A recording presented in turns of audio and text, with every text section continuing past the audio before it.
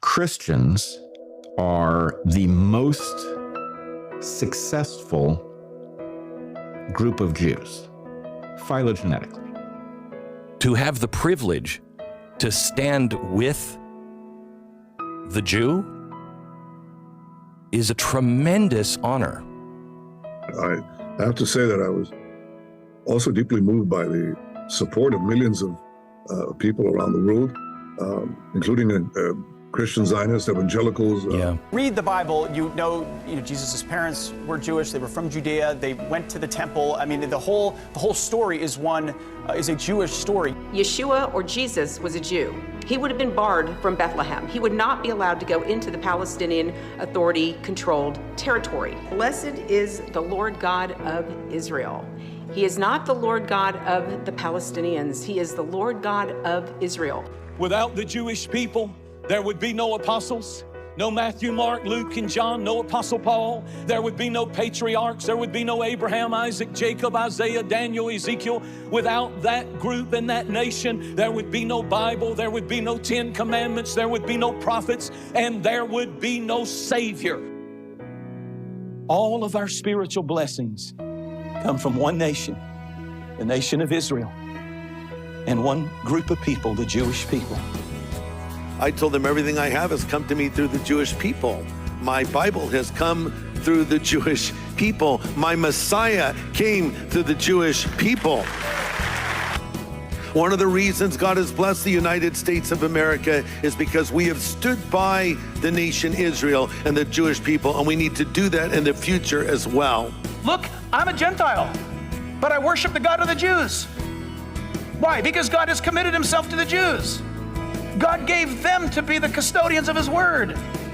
And God's Messiah, sent to earth to save us from our sins, came as a Jew.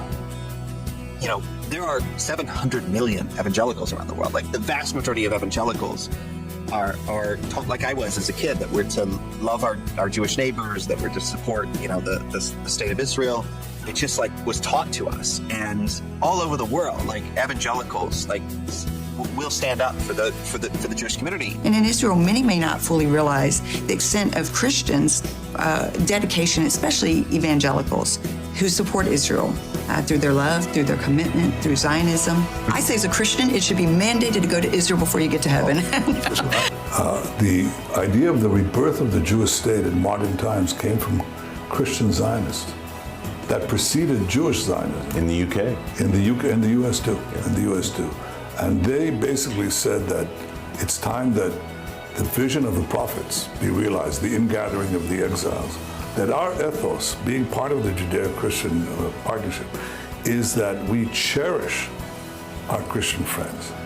Zionism, as we have it today, as a political ideology, was first fomented by Christian Zionists in the United Kingdom, who believed that Jews need to populate historic Palestine to hasten the second coming. But number two, much more fundamentally, is you cannot separate the Jewish people from Zionism, or the land of Zion. I'll use it that way. I'm an Orthodox Jew, meaning I pray 3 times a day. The direction I pray, and that every Jew, when they do pray, is Jerusalem. We've been doing that for 3,000 years. We have been talking about the return to Zion for 3,000 years. Anyone who is even a smidgen anti-Israel or anti-Semitic has no place in the American conservative movement, nowhere. And I denounce them, and so do all of our leaders, every elected representative. Anywhere that evil pops itself up, we denounce it and we expel it.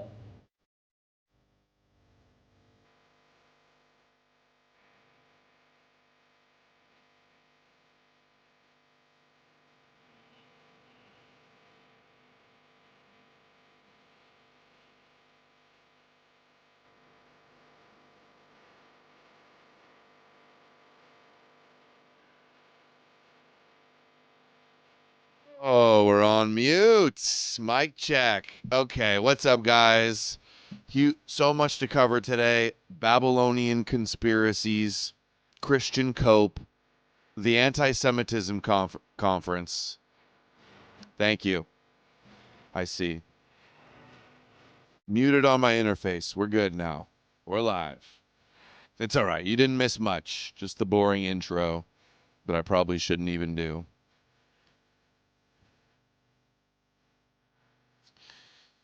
That was a mix from John Garadas. Very powerful. I didn't cover this a few days ago, 4 days ago. None other than Jared Kushner over meeting with Putin to do the negotiations, probably to make the deal. It'll be Kushner that makes the deal in Gaza and the Board of Peace. Instrumental in attacking Iran. Funny how all the MAGA people told you Kushner wasn't going to be around anymore, but I did. And Kushner with more influence than ever. Is the camera blurry again?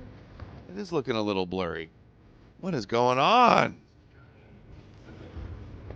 Here to dish out the Jewish cope. Yeah, we got some Jewish cope in the house, some Christian cope.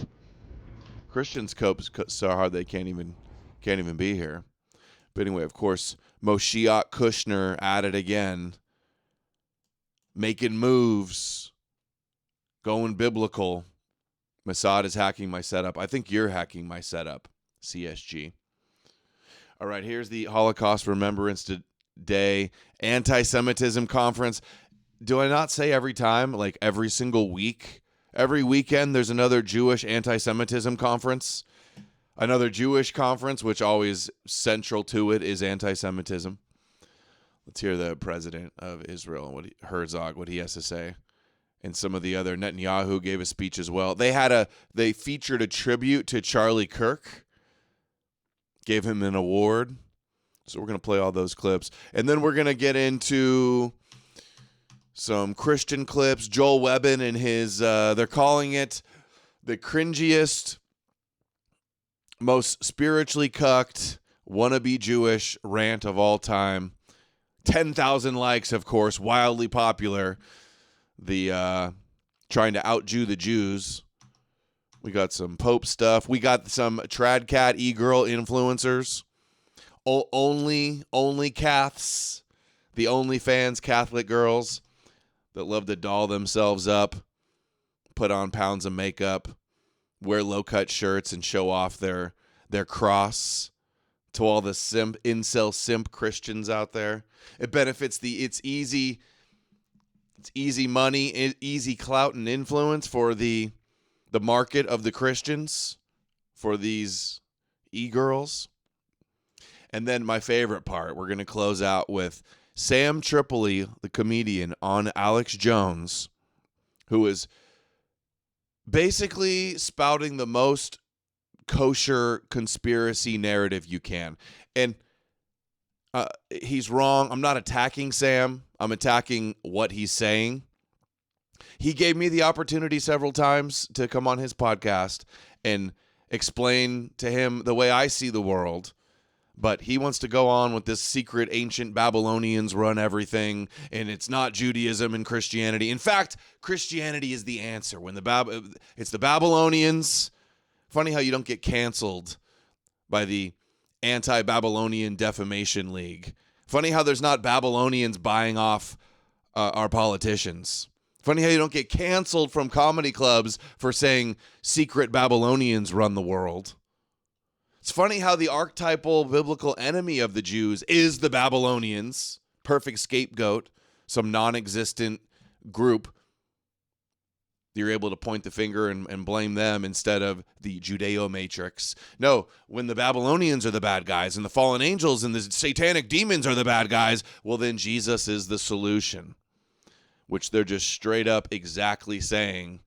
See, why God is the answer. When satanic panic demons are everywhere, well, then the solution is King of the Jews and his Jewish Moshiach.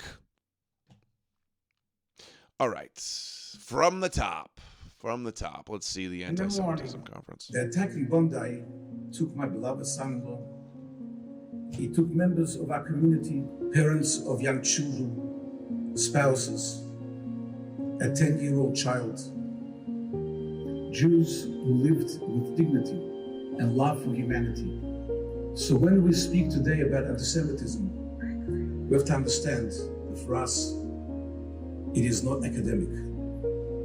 It's religious. Painfully, unavoidably real. It was not a coincidence that our brave IDF soldiers found numerous copies of Mein Kampf in Gaza and Lebanon. It is no coincidence that members... Yeah, I guess people that dealing with the Jews are reading about past world leaders that the Jews really hate that were also dealing with the Jews. Funny how, like, that's surprising. Funny. Oh, it's when October 7th happened, they found a bunch of Talmuds in the kibbutzes. It's like saying the same thing. Salute in the marshes. It is no coincidence that swastikas have been repeatedly displayed at Hamas rallies. In the 2 years following the October 7 terrorist attacks in Israel, anti-Semitic incidents in Australia increased fivefold. There were more incidents in those just 2 years than in the previous 11 years combined. Within 48 hours of October 7, pro-Palestinian protesters gathered at the Sydney Opera House chanting violent anti-Semitic slogans. Jewish professionals and artists and journalists were doxxed. Jewish businesses were targeted and forced to close. Homes were vandalized with violent slogans. Synagogues were attacked. Their whole religious identity is tied up in being hated. Where worshippers were inside. The fact is, my friends, that a mere 81 years following the sacred vow of never again, we are witnessing the unraveling of the very moral architecture that the best of our human conscience has labored so deeply to put into place. When hatred once again has become a legitimate form of political activism, when Jews feel compelled to hide their identities. You're not allowed to oppose them politically, or it's hate, they say.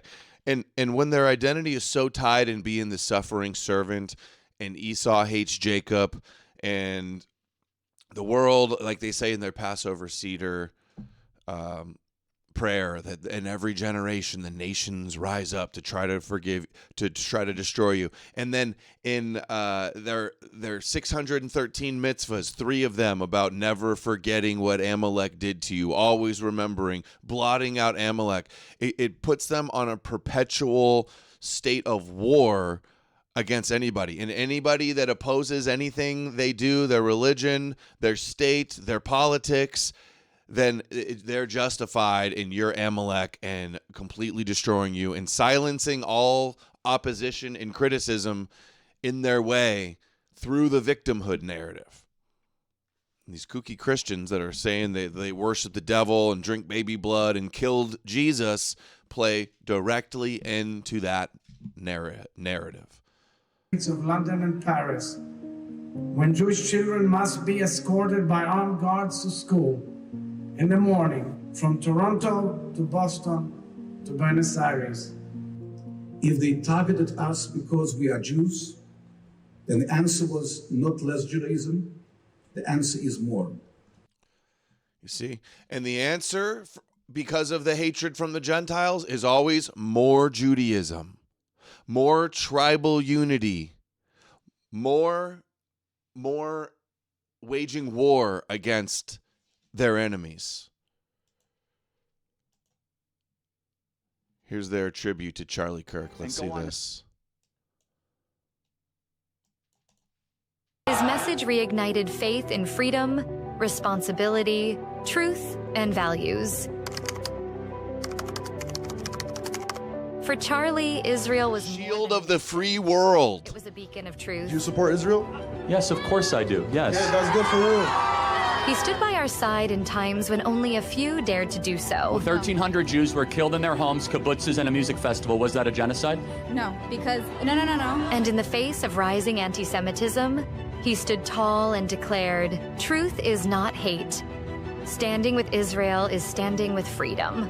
What you are saying, and you're saying it very clearly. Conviction and brave kindness. Dude, is this 11 Labs AI voice? It sounds like an AI voice reading this. Even when the world shouted the opposite. The challenges are immense. I'm going to now overcome all those challenges Dude, this guy was such a threat to the Jews, man. They had to take him out, right? Right, all the kooky Christians. Dig deep. This is still a great country. This is a free country. She sounds hot. Yeah, the AI voice sounds hot, huh? And I'm not just going to go point in the corner and be like, I'm overweight because of the Jews. Yeah, that's what it is, dude. All the goy slop made us overweight. Wow, look at that. Beautiful. 3, 2, 1, smile. Charlie Kirk! Charlie Kirk! Until a single bullet, loaded with hate, shook the world. And one silenced voice echoed a cry that rolled from one end of the earth to the other, calling for justice, for truth, for hope. He wasn't a violent man. He honored those who disagreed with him. He'd let them go to the front of the line because he knew that debate would stave off violence. Charlie Kirk is gone, but his voice lives on. A voice of freedom. The voice of Charlie Kirk. May his memory be blessed. Oh.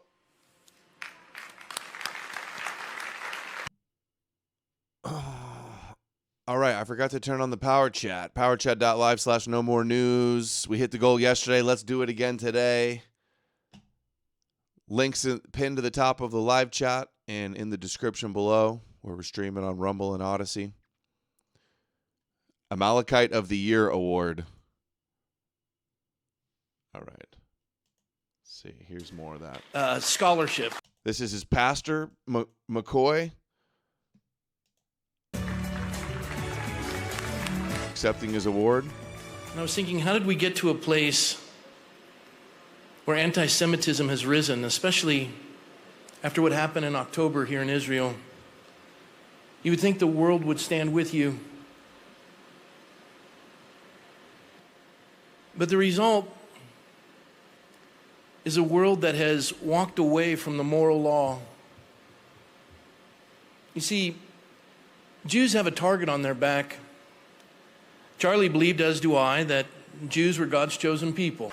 I have to commend the Prime Minister on his grasp of American history. Dude, it's just, how are we still living in modern times believing that a people is chosen by God? Granting them ever being chosen by God. We can't let this be normalized. I mean, it's already been normalized. We can't let this persist. Anybody that says the Bible's real and God chose a people, you should say, forget about it. That's retarded. Christians won't do that. They go, no, we're the chosen people now. Yo, they were chosen, but we are now. That's not cutting it. You've been doing that talking point for 2,000 years. Where has it gotten us? It's led us to here. It's led us to this. And don't be scapegoating Schofield. It's not Schofield Bible that said Jews are chosen by God. It's your Old Testament. In church history, that man is spectacular in his scholarship. He understands the world and the challenges that his people face. In 2006, I visited Israel for the first time, and now it's been over 30 times. I've come to love the nation that loves truth. Dude, come on. We can't let these Bible kooks be dictating to us what truth is. Their idea of truth is the Bible says it's true. Their Bible's full of lies and fake history and fairy tale bullshit. Well, how do you know it's true? Well, because the Bible says so. I read about it in a book. I read about it. The Bible says it's true, so the Bible's true. And you're an evil, bad, blaspheming antichrist if you don't believe in the Jewish book and the Jewish magic and the Jewish God. That you understand the Dead Sea Scrolls are in the center of your nation, which is the oldest title deed in the history of the world, found in 1947. Interestingly enough, that Israel became a nation in 48. The only nation on the face of the earth whose language was dead and then became a national language.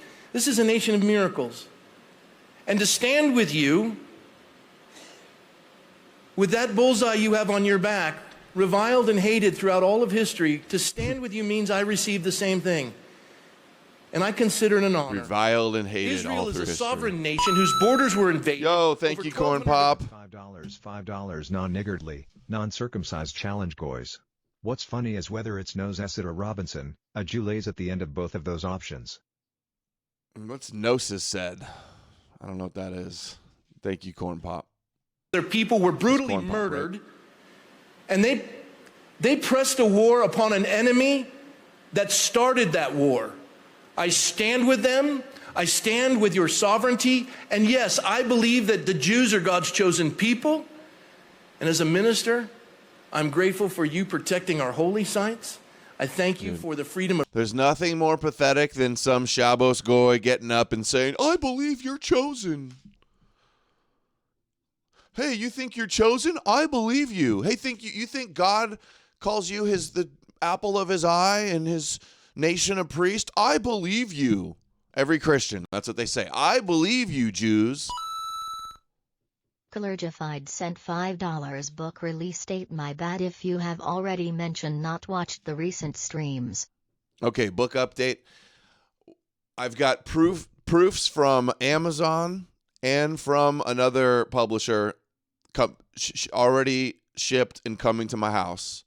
So I can make sure the actual physical copy of the book is all good. And then I'm going to activate it on Amazon. All I got to do is press publish on Amazon and it's ready. And then even before the books arrive, I'm going to get up on my website. If you want a signed copy, you can buy it through me, through my website. It'll cost a little bit more there for the signed copies that I'm shipping. But those are the special editions for the people that want to pay directly and get the signed copy. And then the rest of you that either don't want to order from my website or just prefer Amazon Prime or something, it's going to be up on Amazon as well. So I am still going to do Amazon from the beginning. All right. And I will keep you updated. You will see it as soon as they get shipped to me. I will hold them up on the screen and show you. And I'll get them out to you. It's going to be very soon. Yes, I think you can order to Europe from Amazon, but if you want to order through me to Europe, it says there's an option where it calculates the rate to ship, and then you guys just pay the shipping through my site. So I should be able to do that. The shirts go to Europe, so the book can go to Europe too. Religion here in Israel and the freedom of speech, and that you are a democracy in this 1040 window where 90% of the tyrannical world lives. And I commend you. And on behalf of Charlie Kirk, I thank you for this award. May God bless Israel. Amen. Yeah, right, Jack Stone. Their idea of truth is Noah's Ark and talking steaks. And if you say that's not true, they go, no, you're evil. You're Amalek. You're satanic. All right, here's Netanyahu at the conference. Anti-Semitism took a respite for a few decades. You couldn't really do that in polite society. But it raised its head again. And of course, anti-Semitism has reared its ugly head once again. They always say that. That's their one of their favorite line. Reared its ugly head. It's the virus that percolates and never goes away. And when a society, it rises when a society is about to be destroyed. We have another one of those. You're going to be destroyed if you turn on the Jews. From Dennis Prager, we're going to play in a second, too. Stacia, thank you. Stacia 0927. Stacia there. Hello, Stacia. In this clown world, your show helps me keep my sanity. I bet it does. I know it helps me keep my sanity, so it must be helping you guys keep your sanity, because it feels like we're in clown world and we're surrounded by idiots and we're taking crazy pills. Polite society. But it raised its head again. And of course, most prominently after October 7th, when the disease spread again, the virus spread throughout the world. The disease, the virus. The real virus is this deception that your prophecies are real and all of these dumb, gullible goyim believing that you are chosen by God. That's the real virus.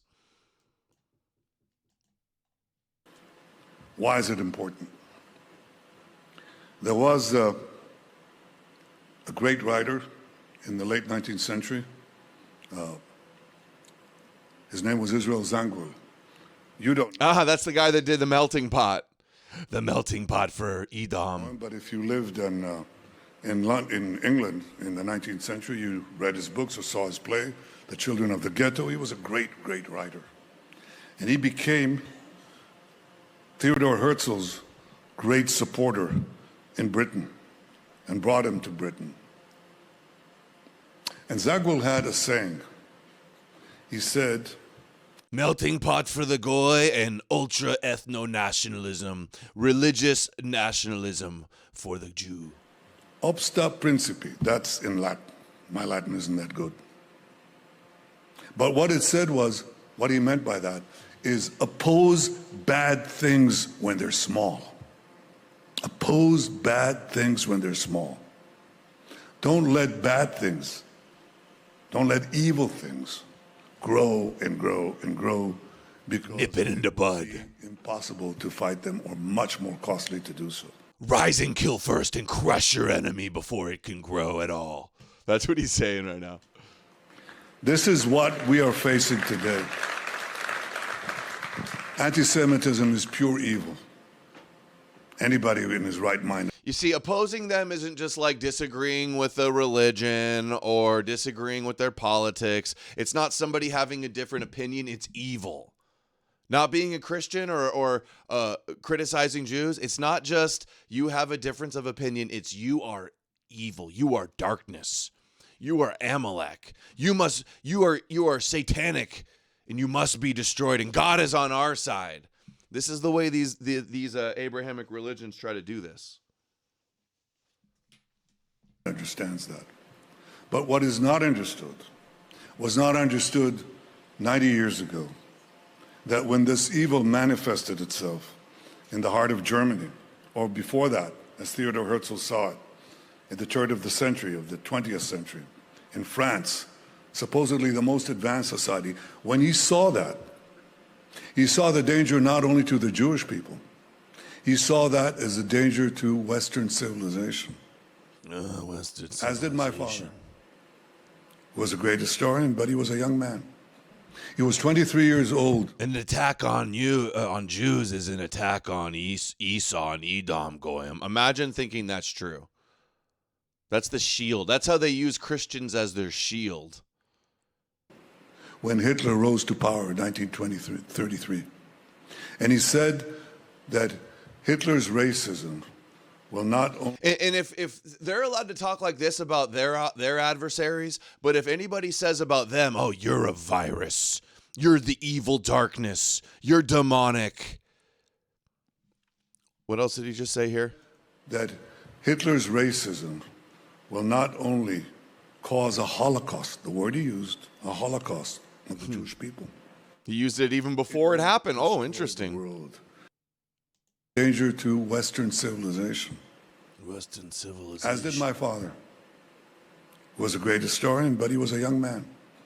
He was 23 years old when Hitler rose to power in 1933. And he said that Hitler's racism will not only cause a Holocaust. Yeah, they can call their adversaries a virus, a disease, pure evil, Amalek. But if anybody says anything equivalent to that about them, it's the end of the world, and you're banned everywhere, and you're the evil one. Just complete double standard. All right, here's more about radical Muslims. It's people with a focused ideology. And the ideology is to destroy the West. Yeah. And for this purpose... Dude, just yesterday we were playing a new rabbi clip where he's talking about Ishmael. It conquered, the Muslim conquered the capital of Rome, New York.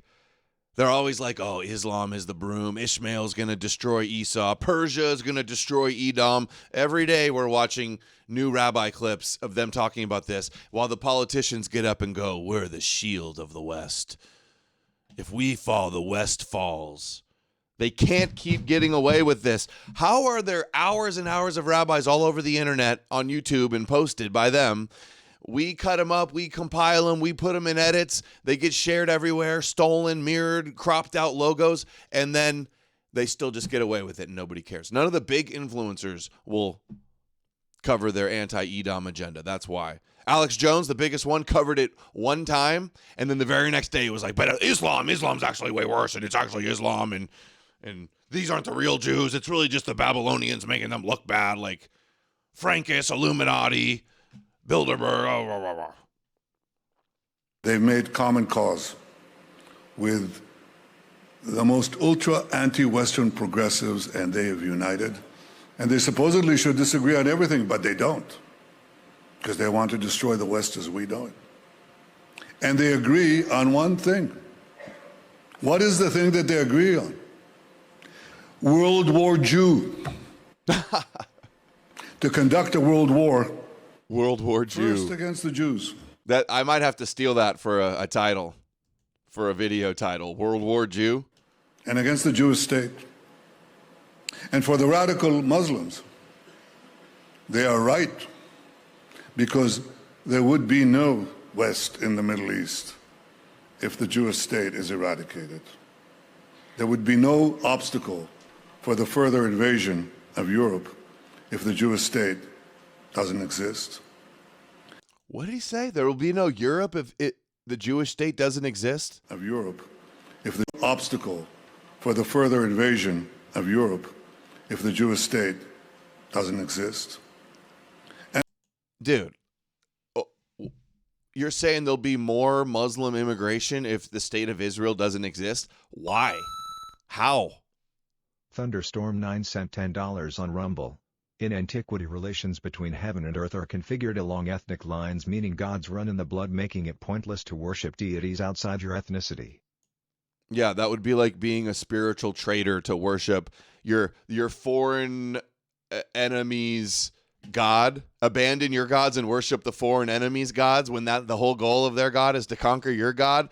It's peak being a traitor. It's being spiritually cucked. And it also appeals to their internal hatred of the Jews, which has common roots with anti-Semitism over the centuries. I would call Gog and Magog World War Jew, but not in the way he meant it. Okay, let's see some more from the event. The remembrance of the Holocaust is more important today than it was ever before. The responsibility for... Hold on, wait a second. Did you guys see that? What is this? Than it was... What's going on here? Looks like he's got like a rounded poop over it. What kind of new Jew hat is this? Ever before. The responsibility for preserving the memory of the Shoah must be passed on to the next generation.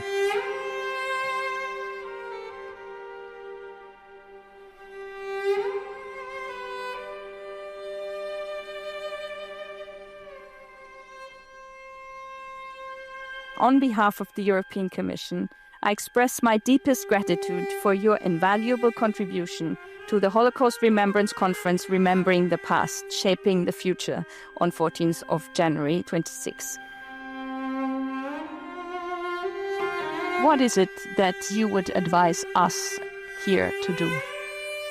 Anti-Semitism is one expression of people's hate. So the most important thing we must do is to prevent it. Hold on, look at all that. B'nai B'rith, Conference of European Rabbis, HIAS, World Jewish Congress. I love how every single weekend, pretty much, there's some conference with all these big, huge, multi-million-dollar Jewish organizations team up to prevent hate. And then when you boil it down, just not being a Noahide and not agreeing that they're God's chosen people, they associate with hate. Andrew Tate did a podcast with a Jewish guy on his damage control tour and went over the recent anti-Semitism controversy. This is not the full thing, just like the promo they did for it. Let's see this. He's literally gone on like 4 different Jewish shows after this and is begging for forgiveness.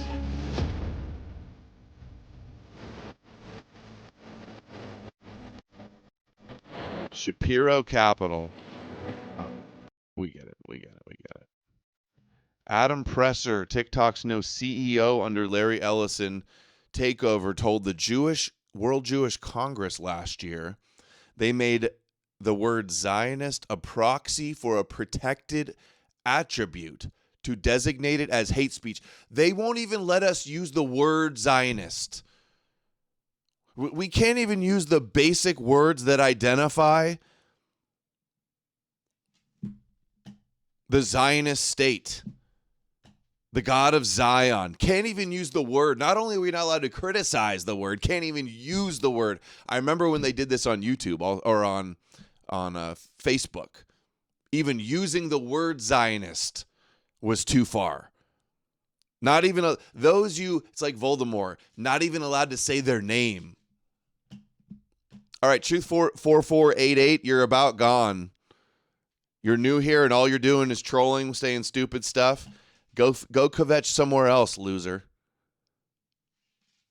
You just used it. Yeah, that's why I was banned from TikTok.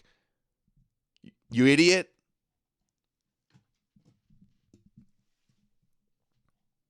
Oh, you just used it.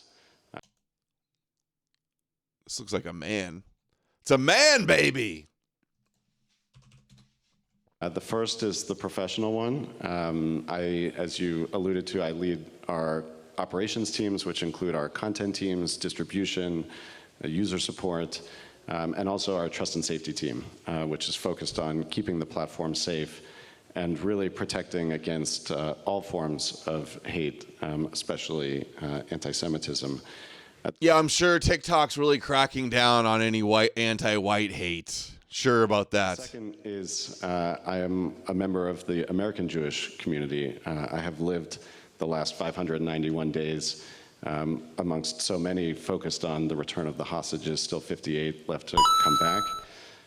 That one Glory sent $10, Adam, off topic, but the Beardson guy from last stream was absolutely cracking me up. What a crybaby. Wish he would attempt to debate you. Also, can't wait to buy the book. He wouldn't. In fact, I think I've challenged a few of those guys to debate, and they don't want to do it. So they're all scared to debate. I am a dad to 2 Jewish girls who have been in Jewish preschool. The husband to Dude, I love how they don't even try to hide it at all. They put a Jew in charge as CEO of the new TikTok. Larry Ellison, the Jew, gets it sold. Netanyahu goes, the great big purchase, the takeover. And I'm pretty sure I remember covering that TikTok placed some former IDF agent woman in charge of the censorship, the hate speech department at TikTok. So they got the CEO's Jewish. They're complaining too much anti-Semitism allowed. The Jews literally face forward take it over. Granddaughter of 4 Holocaust survivors, so the words never again. Yeah, camera's blurry again. I don't know. Household, and we focus a lot on the idea of preventing the perpetuation of anti-Semitism and hate. It's a topic of deep interest to us. From the early days, we had a very clear focus on no hate speech, no promotion of terrorism, no nudity. That's one of the manliest. These were all things we were very focused on. Woman I've ever seen. In the context of anti-Semitism. It's a man, I think baby. We were the first major platform to ban Holocaust denialism, which is hard to believe considering we were founded in 2018, and of course, many other platforms have been operating well before that. Cornpop sent $5. Netanyahu is making the argument that the only thing that stops more Muslims flooding into Europe is Israel. The argument was made by Gaddafi in the past, but Gaddafi was correct. Netanyahu is just creating more propaganda for Christian imbeciles. Yeah, it's he could just say anything. What does Israel have to do with stopping mass immigration to America? Mullet sent $5 on Rumble. Here's some shekels. I can't Thank you, Loki. Show today, so I'll watch the rest later. Please do. Please do. Thank you. Thanks for the support. We were one of the first platforms, not the first, to launch in partnership with the WJC, the aboutholocaust.org landing page for people searching for Holocaust. Barak Cheney that has survival testimonials and pictures. So there was an early focus from our standpoint on not allowing the perpetuation of hateful content and anti-Semitism from the beginning, and it's something that this thing works for the Eradicate Hate Global Summit and the World Jewish Congress. Eradicate Amalek. Certainly has continued even amidst the challenges that we've all seen over the course of the last 15, 16 months. We made a change to designate the use of the term Zionist as a proxy for a protected attribute as hate speech. So if somebody were to use Zionist, of course you can use it in the sense of you're a proud Zionist. But so they're allowed to call themselves Zionists and say they're proud Zionists, and it's the Zionist State of Israel, and this is the Zionist Organization of America. But if we say, hey, the Zionists believe this, the Zionists did that, that person's a Zionist, you're automatically banned. How is this allowed? How do they not see how this comes off? They don't care. Unbelievable. If you're using it in the context of degrading somebody, calling somebody a Zionist as a dirty name, then that gets designated as hate speech. So if you love Zionist, you can say Zionist, but if you criticize Zionism, it's hate speech and you're banned. How is this allowed? How does anybody think this is okay? Moderated against. Over the course of 2024, we tripled the amount of accounts that we were banning for hateful activity. Over the course of the last 15 plus months, we've been involved in a number of different things like March of the Living. I think we just came back from our second trip. Yeah, I'm a Zionist, but don't call me a Zionist, you bigot, you hateful Amalek. I don't understand how they get away with this. It's incredible. Can't even use the term. Of March. She pegs. You know what? I found another video of her. She looks like a woman in this one. The side profile, I think it's the chin, maybe. Companies adopt that or not will be critical. Yeah, that's true. 3, extremist networks are adapting faster than enforcement. Extremists thrive in low regulation spaces like Telegram, Mastodon, and emerging decentralized platforms. As moderation weakened in 2025, they're like, we cannot allow freedom of information. If we don't censor everything, another Holocaust is imminent. And direct calls for violence became more visible and more widespread. The question is not whether platforms can respond, it's whether they will invest in detection and enforcement before harm spread. 4, fragmented governance benefits extremists. Today, the same anti-Semitic content removed in France can remain online elsewhere. Protection depends less on severity than on geography and platform. That inequality is not inevitable. It is a result of policy decisions. Oh, so policy decisions of America's policy decisions allowing free speech. America needs to censor just like they censor all throughout Europe. You say anything about Jews, they can arbitrarily decide to throw you in jail for inciting racial hatred. 5, the defining question for 2026. Who is responsible for safety online? Platforms are increasingly shifting the burden onto users, but moderation is not a volunteer effort. It requires infrastructure, trained teams, sustained investment, and accountability. Who will step up for online safety? I don't know, one of the 100 anti-Semitism organizations you guys have? The Living, where we sent, I think this year we sent... This is the CEO of TikTok now. BTW. 14 Israeli creators. Last year, we sent a delegation of international creators to essentially create content around that experience, joining WJC at the 80th anniversary of the Auschwitz liberation, partnering with Zikaron Basalon around really promoting awareness around content creators. We started the TikTok Shoah commemoration and education initiative where we brought, I think, over 24 Jewish organizations that are constantly feeding us intelligence and information when they spot violative trends. 24 organizations feeding you information? One recent example. And not only are we not allowed to say the word Zionist, so I guess saying the word Zionist on TikTok gets you banned now. That's what he said. information when they spot violative trends. I think one recent example is the World Jewish Congress gave us intel about how people were celebrating. They don't even let you say the word Zionist. You can't refer to World Jewry, which is World Jewish Congress and Zionist Organization of America and all the ADL and all these endless Jewish organizations that all collaborate and work together and get together every other weekend for huge Jewish conferences. Can't even talk about their power, their influence of any societal institution. That's what the IHRA definition that they've been instituting everywhere says. The occurrence of Israeli wildfires online, which gave us the clue to essentially look for this type of trend and go out and find it and enforce it on the platform. So having those types of dialogues are really valuable for us, not just to know what is hate speech, but also to know if something is happening that we're not aware of, or that we don't know that people are finding new ways to express hateful sentiment, that we can go out and identify it and find it. We also spend a lot of time with Jewish creators, Israeli creators, getting feedback in terms of what their experience is like on the platform. Everybody's pushing to uninstall TikTok because I guess they officially took over yesterday or the day before. So everybody said uninstalling TikTok and signing up for some other one that's made from some Palestinian guy. I can't remember the name of it. And what other tools that they might look for.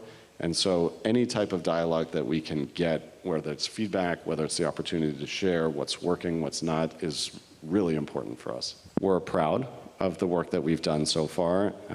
It's a very, very, very large challenge. They're proud of it, but if we say Jews are running the internet and censoring all criticism, censoring even naming, identifying them as a group, they're proud of it, but if we say it, it's a conspiracy theory and you're hateful and you're banned. Dude, we're so cooked. We're so beyond cooked. Challenge, and I think our ambition is to really take a long-term principled view and show up doing good work, and partnerships like this have been really meaningful for us. But the other is to recognize there is no finish line.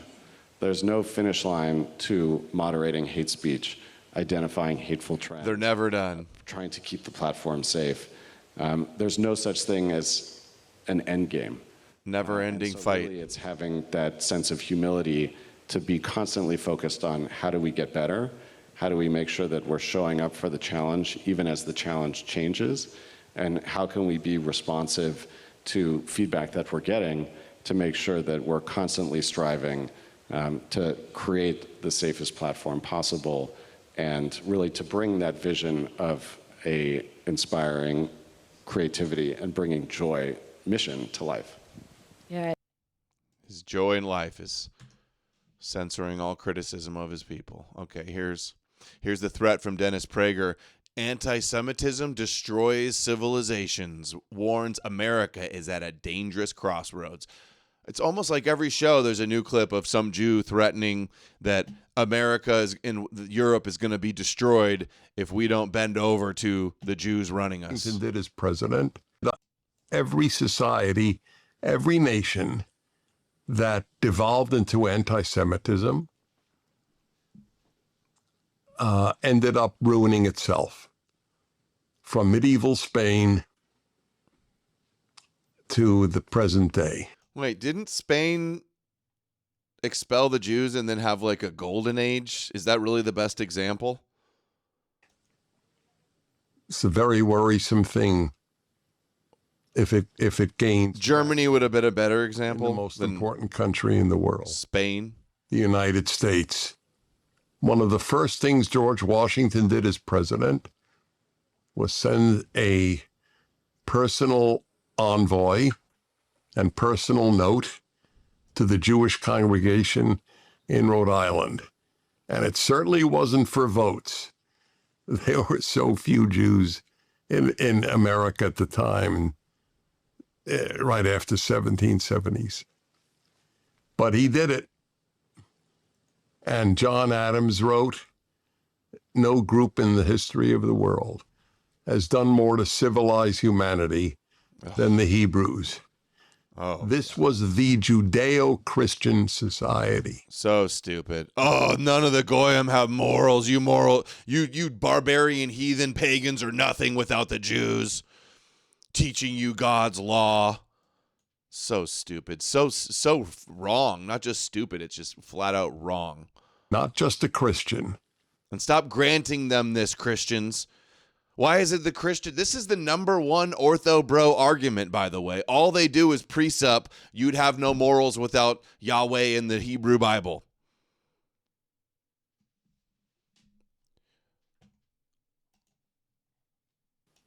Christianity spread the values that it itself inherited from Judaism.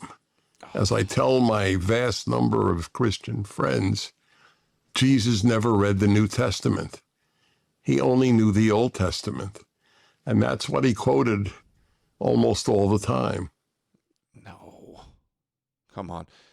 They can't be this dumb and think that he was just some Jew that walked around doing nothing but quoting the Bible. They wrote a myth based on scriptures. It's called Midrash. These fucking Jews know what Midrash is. They know what mystical mysticism. They know Midrashic mysticism when they see it.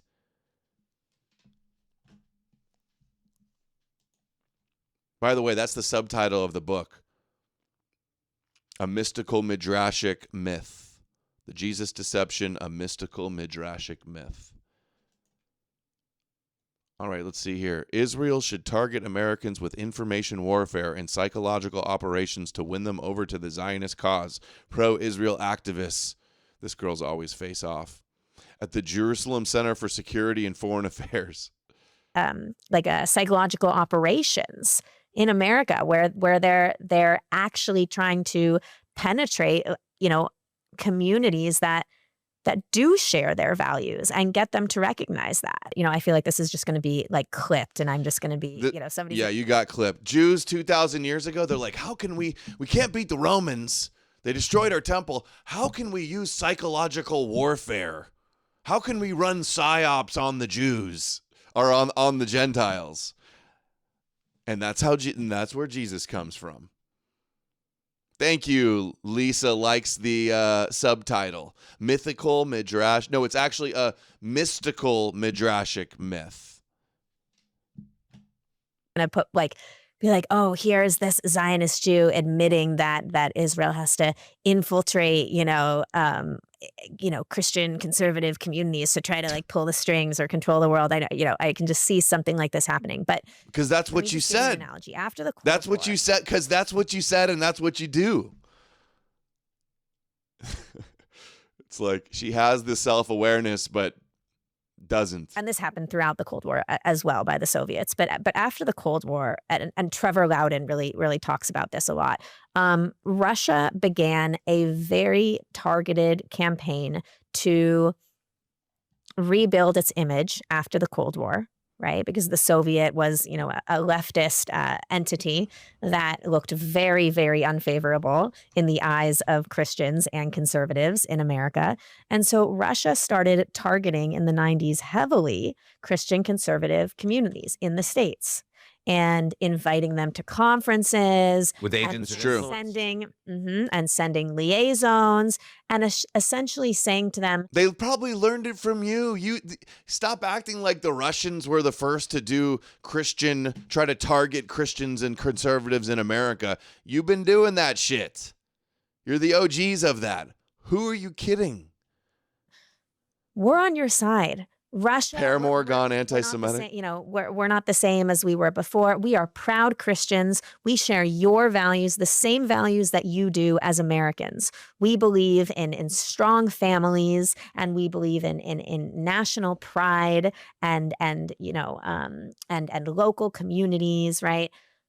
And this has had a tremendous impact today on why certain factions of the right, namely like the paleo-conservative and the libertarian spaces of the Rand Pauls and the Pat Buchanans, are so sympathetic to Russia in the Ukraine war. because they actually believe that Russia kind of mirrors America in terms of our values. She's right about this in the Russia propaganda, though. About Russia being like a proud Christian country, which we all know is ridiculous, and they believe the lip service that they have. Completely ridiculous. So I would argue, why in the world isn't Israel? I mean, look, maybe they are, and if they are doing this, then congrats, because we shouldn't know that they're. Maybe they are. Yeah, no, Jews have never talked to the Christians in America. She acts like they're not flying out congressmen and Christian influencers and pastors forever. Was it Menachem Begin, the prime minister of Israel, gave Jerry Falwell, the Christian Zionist pastor, a private jet to fly around the world preaching Christian Zionism? Again, like I said, it's like she has the self-awareness but doesn't. So hopefully if they did do this, nobody would know, right? But why no, we all Israel know. Be doing some sort of, counterintelligence, they are information warfare like this, where they are actually doing the same type of, like a psychological operations in America, where they're actually trying to penetrate, communities that do share their values and get them to recognize that. And who do they target? What communities? The ones that are most susceptible to the Jewish propaganda, that already believe the Jewish propaganda. Who do they target? The groups that have already fallen under the psychological operation. Christians.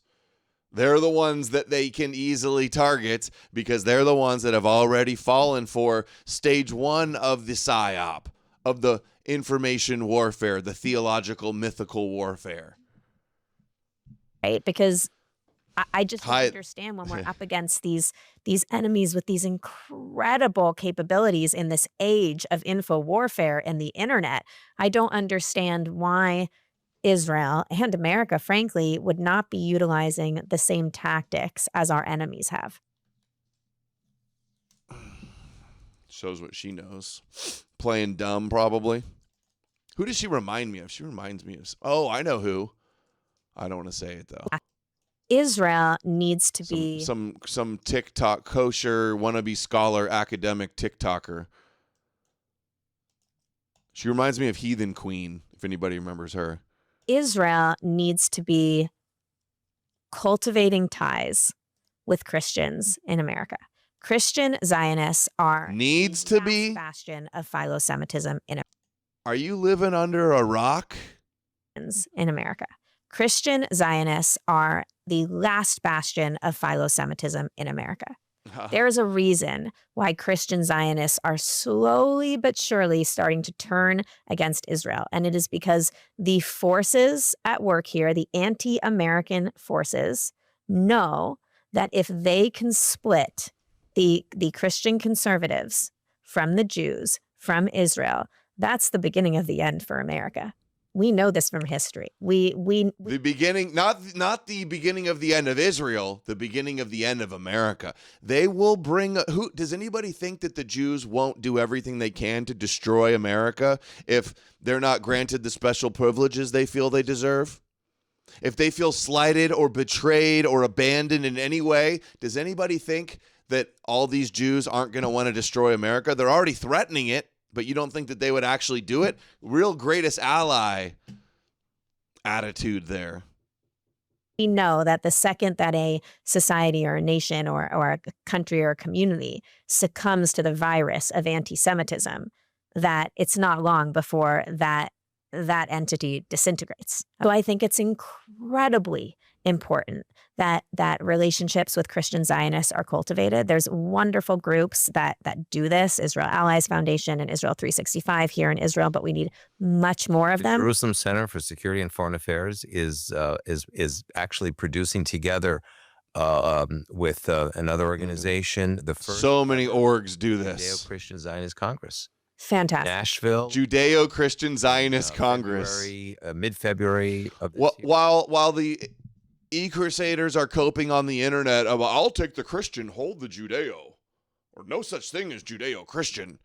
They're setting up huge, influential, million-dollar organizations that say the Judeo-Christian values, in dozens of them.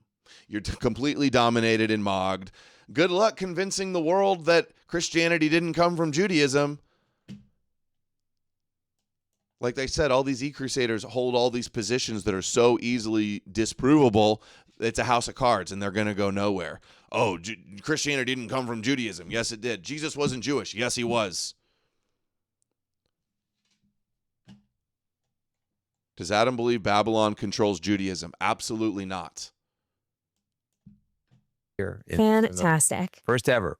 And we have a very robust program of reaching out to the leading Christian Zionist communities in the United States, 80 to 90 million strong. And many people are unaware that there are 700 million Christian Zionists around the world. So we are very much aligned with you on that. Yes. And so, by the way, 700 million Christian Zionists around the world? Oh, that's 700 million not real Christians. That's all they got to say. And then but they don't go anywhere. Jew.org is teaming up with Goy.org to bring you Christ.org. Good point. That's pretty much sums it up. Millions of retards. 700 million retards. This Israeli government and even the opposition, everyone has made almost a 180 on the issue of Christian Zionist outreach. And not only outreach, inreach. We want to create recognition for Christian Zionists as a legitimate, absolute minority within Israel. And so it's not only thank you very much for supporting Israel, send money, Shabbat Shalom, we're going to move on. But it's actually to make them real partners because 99% of all Zionists in the world are not Jews. It's the gullible Goy. It's these idiots that believe in Jewish prophecies and worship the King of the Jews that we can easily subvert and exploit. Okay, before we get into the next topic, there's a little bit more here. Here's James Lindsay at the Anti-Semitism conference. When the regime declares the enemy, the Jew will say no, along with the evangelical beside him, for the same reasons. They will say no, so they become enemy by default and must be destroyed. Destroying them from a position of weakness is impossible, so they must first be dehumanized, demonized, and that's anti-Semitism. So it is the first step in a broader project of imperialism to take over those who will not submit their freedoms. When the regime He is so boring. 700 million Christian Zionists to 100 Ortho-bros? Yeah. 700 million Christian Zionists and probably a billion kosher Catholics to, a few thousand e-crusaders on Twitter? Oh, wait, there's one more here, too. Hold on. Oh, wait, I thought I had more. Local police arrest Christian clergy members protesting ICE at a Minnesota airport. Of course, the Christians are out there.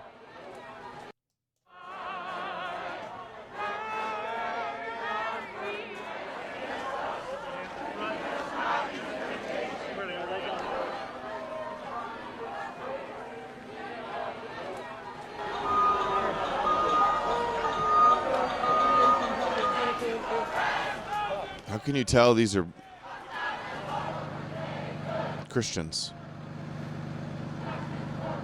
Okay. All right, let's hear, speaking of e-crusaders, let's hear the new the new most popular e-crusader, Joel Webbin, in his 10,000 like, 350,000 views, 5-minute rant about how he's the new Jew. See this. Calling it the most cringe wannabe Jewish video of all time. Stop quoting our scriptures to us. The Old Testament belongs to Christ and to his Christians. Our scriptures. Not to you. Can you read the Old Testament in Hebrew? No, but they're yours. Hey, Jew, it should be, hey, screw your fake Jewish books that want to rule over us and think you're chosen. And instead it's, no, they're ours. They're true and they're ours. Matt Walsh got fat. Yeah. Stop quoting our scriptures to us. The Old Testament belongs to Christ and to his Christians. His joint. The Old Testament, Christ is a product of a midrashic exegesis of the Old Testament. Correction. Heirs, not to you. Abraham is our father, not yours. Moses is our prophet. Oh, God. You reject David, who sang of the one whose hands and feet were pierced and whose garments were divided by lot. Oh, my God. That never happened. Jews took Psalm 22 and quote mined it and then wrote a myth where it's all fulfilled. That's what fucking happened.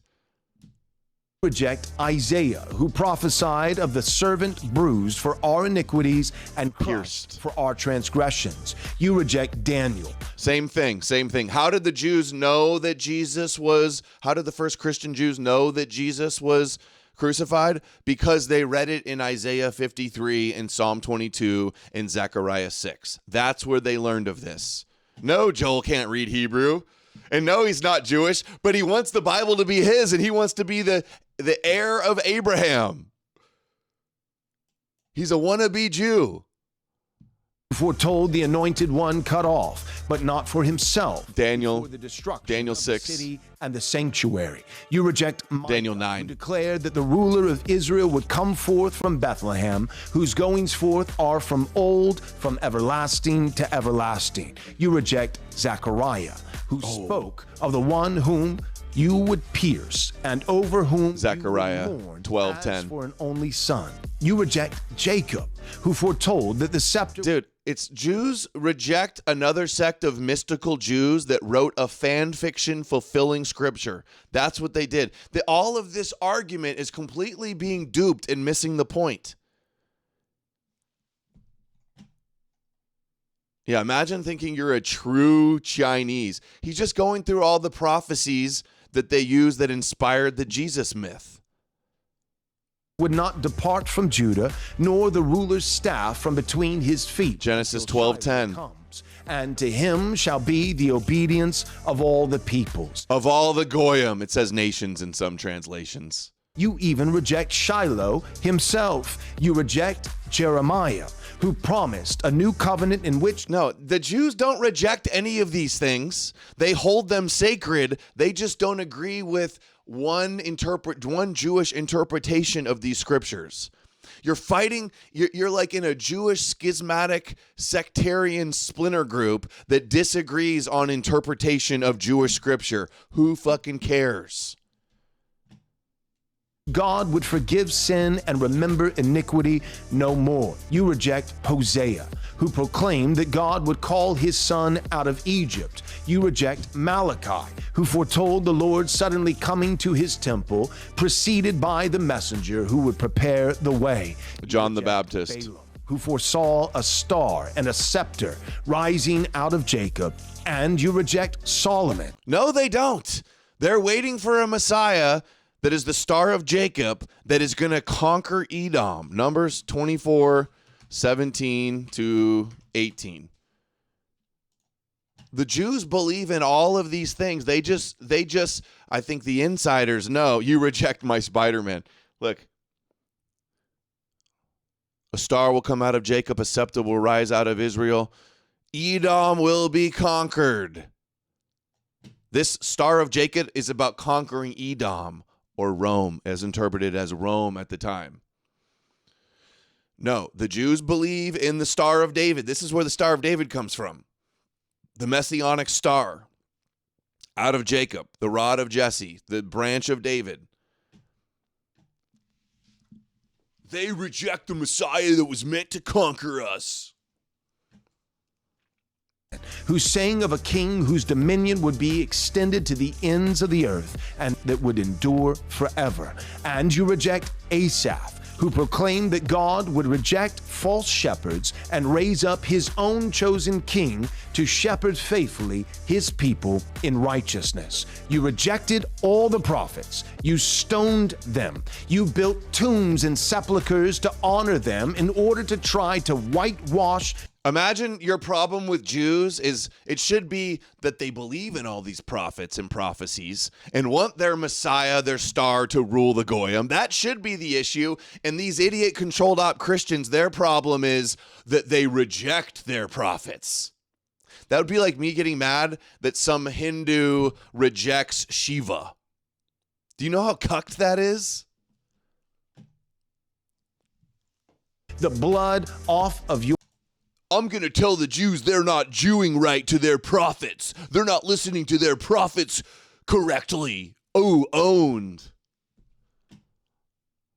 So cringe. Your hands, but you rejected them all then, and you still reject them now. God does not listen to you. God does not hear your prayers. And is that they prayed for you to be banned from Patreon, and it happened. God does not listen to you. Is that why they have so much power? Because God doesn't listen to them? Is that why they got their state of Israel? Is that why they got 700 million Christian Zionist slaves? Is that why they're dominating politics and media? Because God doesn't listen? Oh, God listens to you, huh? I'm deeply and profoundly sorry that any Christian has dared to imply that we worship the same God, because your God is not Yahweh. Your father is the devil. Your synagogues are erected in his honor, synagogues of Satan. I'd point out that God tires of your feast and rejects all your sacrifice. You do not. The problem isn't that, see, this is why Christians miss the mark so much. You're coping, they do worship Yahweh. They worship the God of Abraham, Isaac, and Jacob. They just don't agree on what some Jews, a mystical heavenly Messiah, some Jews made up that was designed for the Goyim. It wasn't for the Jews. You read the New Testament, it was not designed for the Jews. It was designed for the Gentiles. The scriptures that they used that inspired it entailed it was to be rejection and go to the Gentiles. He goes, the Jews do not worship Yahweh. They worship the devil. It's not true, and it's completely missing the point. Completely. But Christ Almighty actually destroyed your temple by divine decree, and you have not offered a single. The Romans, how do the Christians get off saying that Jesus destroyed the temple? They wrote a myth that he predicted the destruction of the temple after it was destroyed. The Gospels are written after it was destroyed. Post-dated, fake prophecy, deception, prophecy deception. The Romans destroyed the temple. They carried away the treasures and the blocks, the bricks, and used it to build the Colosseum. They depict it in the Arch of Titus. The Romans did it, not Jesus. These idiots will just say anything, no matter how stupid it is, how absurd it is. You're claiming that the Jews don't worship Yahweh. They do worship Yahweh, and Yahweh is the fake God, their Hebrew tribal war deity that wants to conquer all the other gods and conquer all the world. That's the conspiracy. Not they don't worship him and they don't believe their prophets and they reject the Messiah that meant to conquer us. It's so fucking wrong. And of course he's boosted. Of course he gets 10,000 likes. Kosher opposition. Kosher controlled and Christian opposition.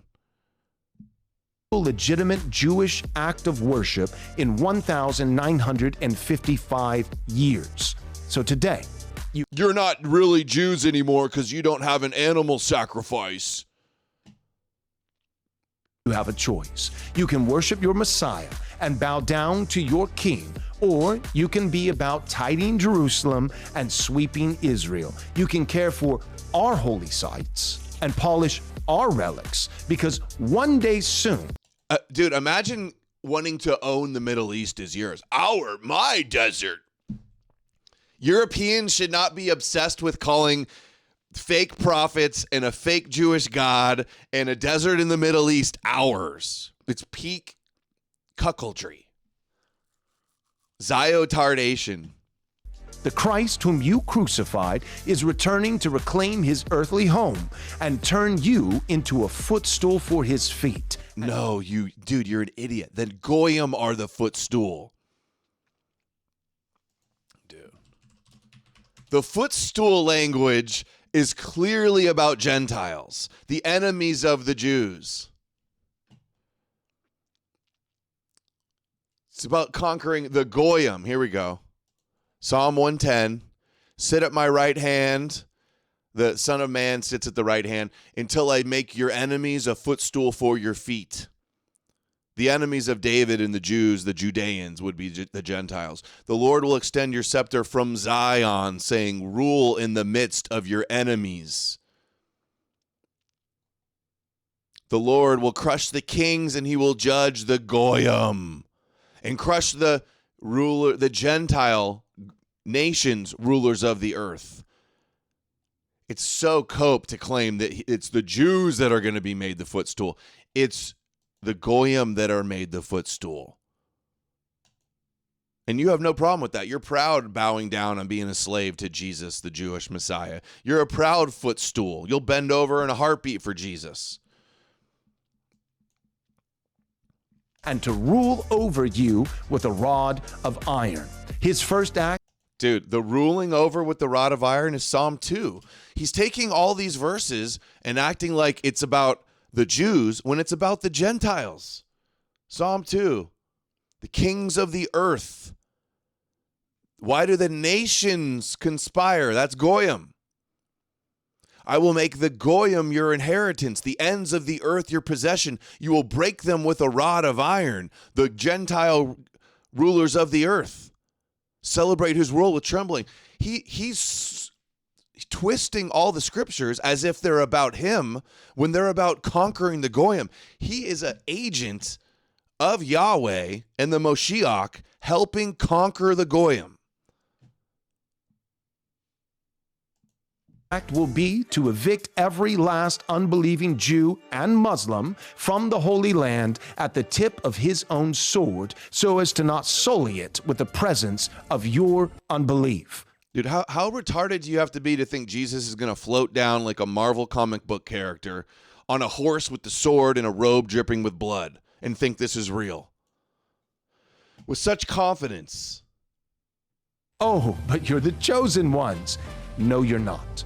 We are. We're chosen now. Do you not know your own supposed... We're the spiritual Jews. We got the circumcised hearts. We're Jewish inwardly. We're the true Israel. So cucked. Have you not read God spoke through Malachi, declaring that he would reject your sacrifices entirely and take his name to the Gentiles instead? Yeah, we get him now.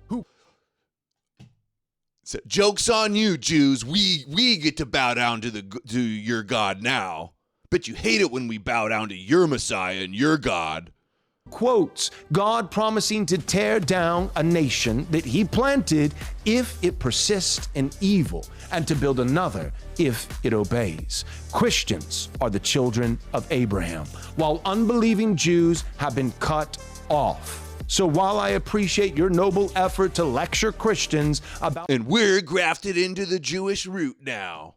Why replacement theology is wrong, I reject the premise that you even believe the Old Testament itself. Oh my God. God. If you did, then you would believe in Christ and joyfully declare that Christ is King. No, dude. They know that it's made up. They know that there wasn't a superhero that fulfilled hundreds of prophecies. They had the prophecies and they wrote a story, and the Jews knew this guy didn't exist, and it wasn't for them. They weren't even targeted. It was the Gentiles that were targeted. It's so pathetic. We're so cooked. I know, Jack Stone. The Goyim are retarded and just want to be Jew slaves. They want to be Jews. This is the state of opposition to Jews, is we're the real Jews. And the Goyim love it. Look, 11,000. It just gained 1,000 likes since I started this. The Jews are my daddy, not yours. Imagine claiming to be the real Jews. What a fucking retard.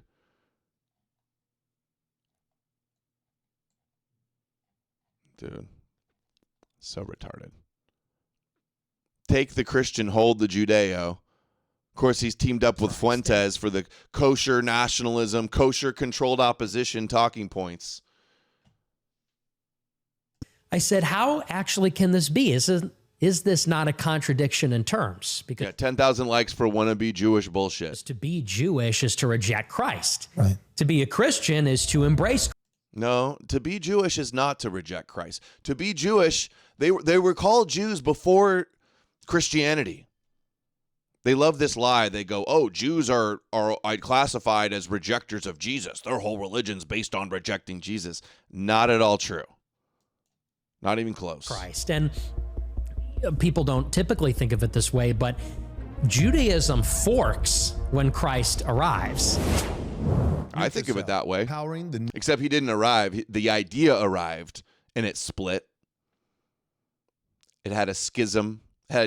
One sect of mystical messianic Jews that invented a midrashically discovered God's hidden mystery and read from the scriptures and believed in this mystical heavenly Messiah, just like they believed and people believe today that Satan is real, but he's in the heavens. In ancient Judaism, he was in there were 7 heavens, and he was not. I get to be a footstool when I grow. Yeah, congratulations, Goy. You get to be a footstool. Rubber baby buggy bumper sent $25. Nothing worse than having to pause KM and stream to take a work call. Thank you, Rubber Baby Bubber Bunkin. I know how that goes. Getting calls when you're watching something, annoying. Oh, I forgot what I was about to say. It always happens with the super chats. But please send them in. Don't not send them in. But I always do lose my train of thought. New Christian right. I agree with the lens interpreting the relationship between Christians and Jews through the lens of civilizations, because that's really how I started to think about the issue. Oh, that's right. I remember. Just as Satan is a mythical figure, and in ancient Judaism, they believed he was in one of the 7 heavens, above the earth, below the firmament. Even in Kabbalah and in Judaism, they believe Azazel is up in the clouds in the heavens, blocking sacrifices of Yom Kippur. It wasn't until later that they put the devil and Satan in the underworld, in Hades, which I believe they got from the Greeks, that it's below ground. But Jesus, the original conception of Jesus was that he was a heavenly figure in a cosmic drama and sacrifice and crucifixion with Satan in the heavens. Jesus is just as mythical and heavenly as Satan is. Did ancient Jews really sincerely believe in a satanic figure in the firmament? Yes. And that's where they thought Jesus was tricking him into sacrificing him to reverse what happened with Adam and Eve. Is when I got started becoming a conservative, the phrase I always heard was Judeo-Christian. Right. And I think that's really the beginning of it for a lot of people, is people hear this repeated over and over, Judeo-Christian values, Judeo-Christian civilization. They say Western civilization's Judeo-Christian. And a lot of times when people think about what a conservative is or right-wing is, they say it's Judeo-Christian. And for me, when I turned roughly 18, I thought about the term, because I didn't just mindlessly repeat this. I said, how actually can this be? Good point. I like that, Jack Stone. He says, we should start pushing Nick and Joel Webben to debate Tovia Singer. Then if they can defeat him, then they can debate us. I know either one of these guys would get so cooked by Tovia Singer, but even he doesn't criticize it correctly. He just goes, oh, this is out of context, blah, blah, blah. But what he won't tell you is this is mystical Jews doing midrash and creating Pesher fan fictions. Tired of Fuentes? I know. I can't handle much of this Judeo-Christian cope. Is this not a contradiction in terms? Because to be Jewish is to reject Christ. Right. To be a Christian is to embrace Christ. And people... Dude, these guys are... how many times are they going to play these word games? Judeo-Christian doesn't mean that Jews and Christians are the exact same religion, that they agree on Jesus. It's that Christianity and Judaism have a common source, and they're both messianic, apocalyptic, Jewish-based religions. That's what it means. Stop coping about it. People don't typically think of it this way, but Judaism forks when Christ arrives. Christianity comes from Judaism. Thank you. And emerges from Judaism. That's why it's called Judeo-Christian. And then what we call Judaism today emerges from the events of the Passion, which is the splitting of the veil, the destruction of the temple, the expulsion of the Jews from the Holy Land, and the end of temple worship as the Jewish people. And so from that Jewish community, you get trying to associate. I love how nowhere else it's written besides in the gospel that the temple veil was ripped. The temple curtain was ripped. And I love how these Christians can sit up here and go, oh, well, Judaism's all based on this and that, and they believe this and that. You're just lying. That's not what they believe. They would say you're not right. Holy Land and the end of temple worship as the Jewish people. And so from that Jewish community, you get the Christians, and then you get the Jews. And which were also Jews. Interesting about the term, there's the theological contradiction, which is that some embraced Christ and said there's no need for the temple sacrifice. We have the ultimate sacrifice. The others said one day we'll return, we'll rebuild the temple, we'll come back to the Holy Land. Outside the obvious theological contradiction is the history, which I don't even think people know. Because when you hear Judeo-Christian, you tend to think that things have always been the way they are in America. Because in the United States of America, you've had, with some exceptions, notably, Christians and Jews largely living together, especially for the past 100 years. That's not even a true premise. All we ever hear about is Christians apologizing for persecuting the Jews and blaming them for killing God, and Jews talking about the Christians always persecuting them. People don't hear Judeo-Christian and think it's always meant modern day, the relationship between Jews and Christians in modern day. No, they don't. Sounds like something just made up. And Jews being assimilated, for the most part, we think they're assimilated into America. But the history of Europe, could you imagine going back to the 1500s and telling the Jews and Christians then about a Judeo-Christian civilization? They would say, I don't know what you're talking about. No, wrong. The Christians would be like, yeah, Jesus was Jewish and it's a spinoff of Judaism. For thousands of years, the historical experience, just like they do today, is that they've been in conflict, basically in a state of constant conflict. Starting with the sent $5 on only on Jesus. Being a footstool or servant to a foreign people doesn't look appealing to me. I know. Who wants to be a footstool and on your knees and worshiping the Jewish God that chose the Jews, and none of it's real and their prophecies are fake? None of it. Well, what did you say here? I disagree with that basically part in a state of constant conflict. Starting constant conflict. Not about prophecies being real, not about Yahweh being the one true God of the universe, not conflict about being anti-pagan gods, only conflict on the identity of the Messiah. That's a very narrow conflict. Agreeing on all these other things, but only disagreeing on if Jesus is the Messiah or not, is a controlled, limited hangout conflict. With the Roman Empire's destruction of the temple, the Jewish rebellions led against the Roman Empire, and then the expulsion of the Jews from Palestine. That's how it starts. Is that it? About this after I started to see, there were a few notable pictures. I think one was posted by Brett Weinstein, or maybe his brother Eric, of him flipping off the Arch of Titus in Italy. There he is flipping off. It's a point. I learned about this after notable pictures. I think one was posted by Brett Weinstein, or maybe his brother Eric, of him flipping off the Arch of Titus in Italy. There he is flipping off. It's a point of view. He's showing his middle finger to the arch. And I said, what's going on in this picture? And the Arch of Titus is built to commemorate the attack. Well, not the attack, but the suppression of the rebellion by the Jews in Israel, taking their stuff, pushing the people out. According to the Jews, hundreds of thousands died. They talk about it like it's another Holocaust, basically. But this one happened 2,000 years ago. Thank you, Onyx. And many people don't even know about these events. And says we need to break the frame of the Shoah. Yet, Yeah. Vatican II's whole premise was an apology and never again tour. Yeah, Nick and the Groypers are never going to overcome the Vatican and Vatican II and Nostra Aetate and the Pope. Never. Not even close. They're already disavowed by all regular Catholics.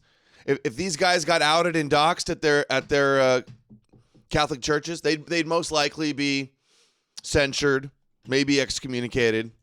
So what are we even doing here? Why are we still shilling this shit? So this was extremely traumatic, extremely violent. This is how really you could argue medieval and then modern civilization begins, is with an attack or suppression by the Roman Empire against the Jews, which they never forgot. And they still talk about it to this day. I did a debate with a rabbinical Adam King, Kabbalistic Jew named Adam King. And he believes that underneath the Vatican are all the treasures that the Roman Empire stole from Israel. They're like giant menorah, their library. He believes that when the Jewish Messiah comes, he will destroy modern Rome, which is the church, and Western Europe, which is sort of interesting because if you're being told about this Judeo-Christian civilization, it seems like these are in conflict, actually. Yeah. The Roman Empire and Israel from the start. Yeah, they are in conflict, but it comes from Judaism. It's a Jewish conflict, fighting over the Jewish Messiah. And if you play that game with the Jews, you've already lost. Endless tunnels. I like this Jack Stone meme. People say it's an oxymoron. Look at everything they agree on. The God of Abraham, covenants, the Old Testament, 10 Commandments, all the prophets. They believe all the fake history. They believe Israel as a holy land, Jerusalem as a holy city. Jews like the temple. Christians believe in a spiritual temple, a spiritual Zion. And they both hate everyone else's religion, pagan idolatry.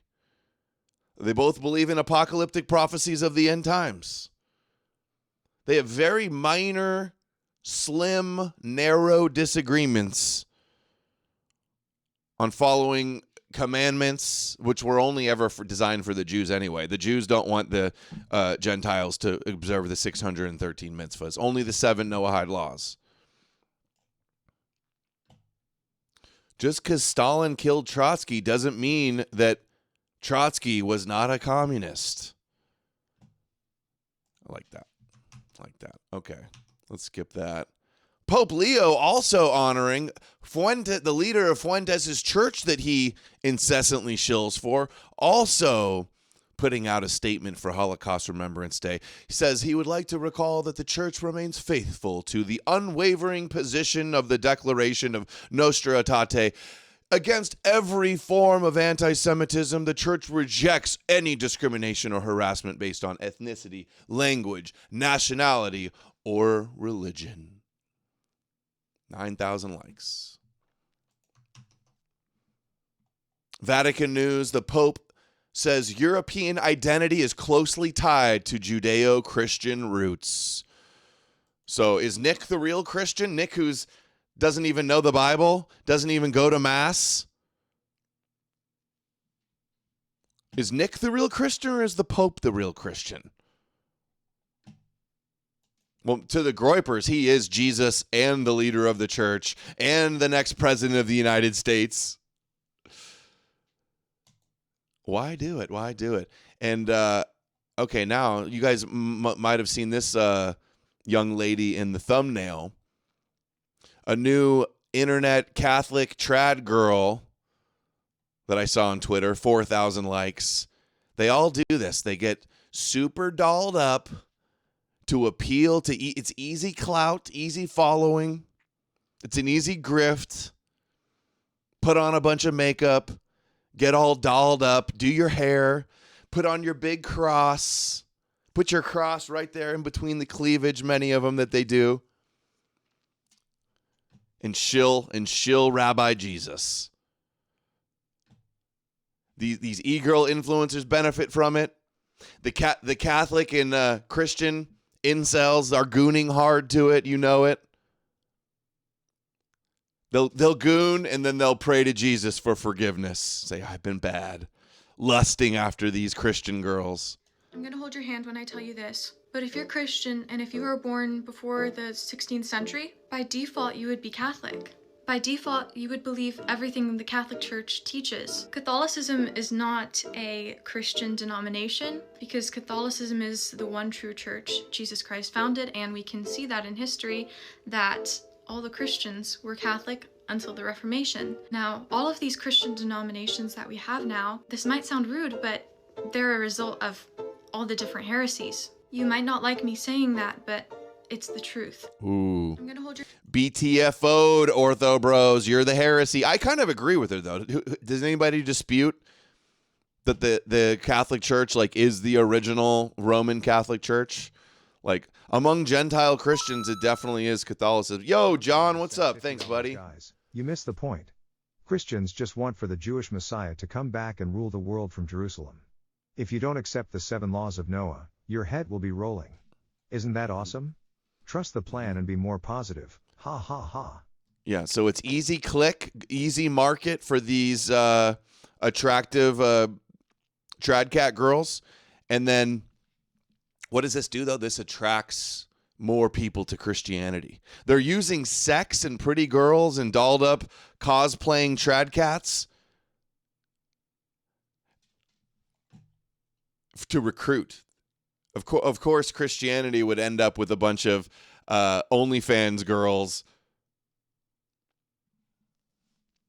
selling Jesus with their good looks. Orthodoxy is the true church. No, I'd have to go with the Vatican. The Vatican's the original, the OG, for sure. Yeah, goon yourself into heaven. Exactly. Let's watch a few more of hers. Let's see some more of her I'm not a scammer, guys. videos. I'm not a scammer. I told you I'm not a scammer. Remove 7 books. So the Catholic Church did actually compile the Bible. Catholic Cope. That doesn't mean you read it. No, I'm pretty sure God dropped it from heaven. Hey guys, here's how I clip my veil so it doesn't fall off at Mass. Oh, so women are just like objects we need to cover now? Veiling is so performative, it's giving internalized misogyny. Trad girls veiling are just trying to cause men to fall. Here's reasons why I love being Catholic. Oh, that. Hello, I have a quick message for all of my Catholic Americans, so listen up.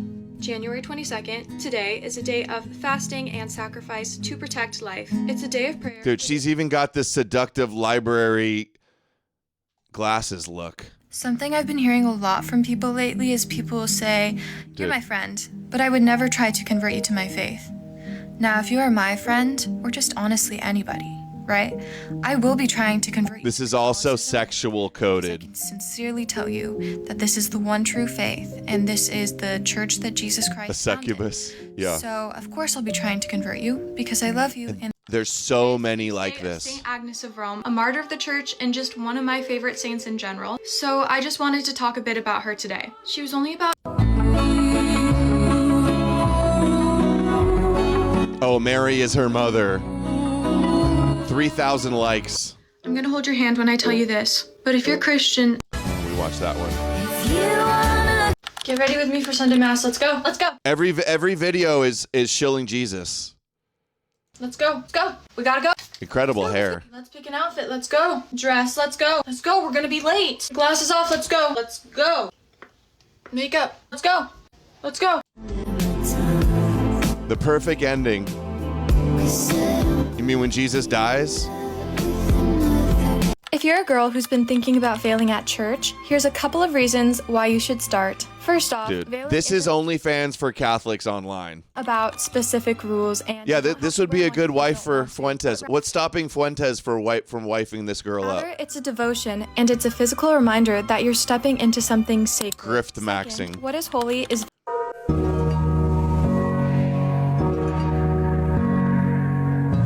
Every video is like all the lipstick, all up close to the camera. Only trads, right? That's it. Only trads. Hello and welcome to part 2 of my series for reasons why I am Catholic. Oh, this should be good. Part 1 was that Jesus Christ founded the Catholic Church. So, of course, part 2 is going to be on apostolic succession. But what is apostolic succession? To put it simply, apostolic succession means that the authority Jesus gave to the apostles did not die with them. And let me make this clear. This is not just tradition. Boys, he's a gentleman. God love struck when straight. I am back at it with yet another question, and this is for all the Christians, and I promise I'll keep this short. So just hold on. In scripture, why does Jesus let his first miracle happen? Because his mother asked him to. He honored her. It's me! It's me! It's me! It's probably not me. She's even wearing a corset. It's me! See, she's wearing a corset.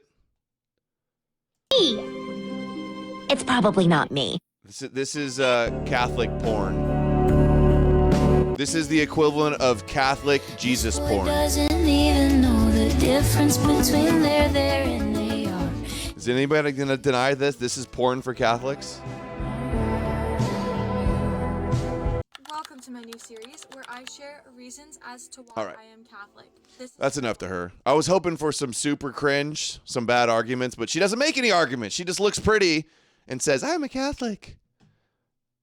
Look at this one. This one's even more OnlyFans. She's like, oh, check out my necklace. Oh, look at all my makeup. Let me dance for Jesus. Ooh, I'm an Arab Christian extremist from Syria. Ooh, yeah. Ooh, look at that. Ooh, let me shake them. This is what they do. And this is just two. I'll do another show where I collect all of the top trad girl grifters. Yeah. Send $5 and see my links. Hold on, let's see if we can find some more from her. 8,000 followers. I know.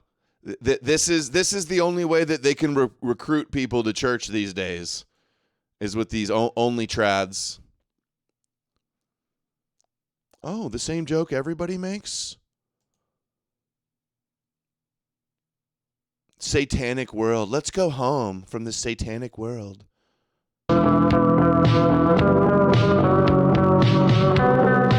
She's a groyper. America First movement.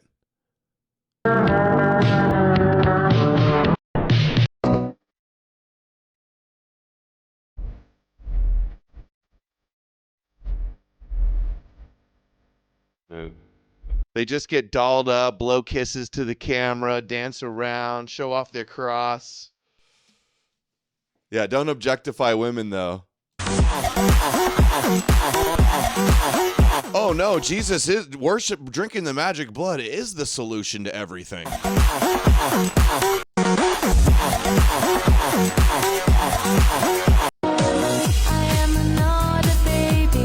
Real easy work for a good-looking girl to pretend to be a Christian. It's like instant huge following. Yeah, 50 groypers show up to find this one girl. Yeah, but none of the groypers are interested because they're all gay. Christians deserve the Holy Land because we are God's chosen people. So cut. Baby, would you really go ahead and would you go ahead and just cry? The Austrian painter would have knocked them all out. Wow. Oh, that's the last one. Okay, we need to keep tabs on this one. We're going to keep tabs, monitor the situation a little bit more for the propaganda purposes. All right. Oops. Oh, shoot. There we go. All right. What do we have? Now, last but not least, Sam Tripoli. Look at these headlines from Alex Jones. The ancient satanic Babylonian system runs the world. It's not the Jews. It's the secret group of Babylonians that are pretending to be everything else. Come on, dude. There's no Babylonians.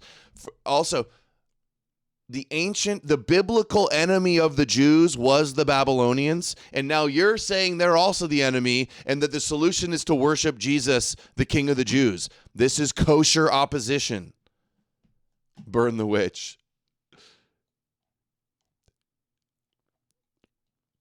Look at the other way they did. They posted this over and over again, too. Oh, wait, hold on. I think I can go back on this one. Here's the other one. Powerful testimony.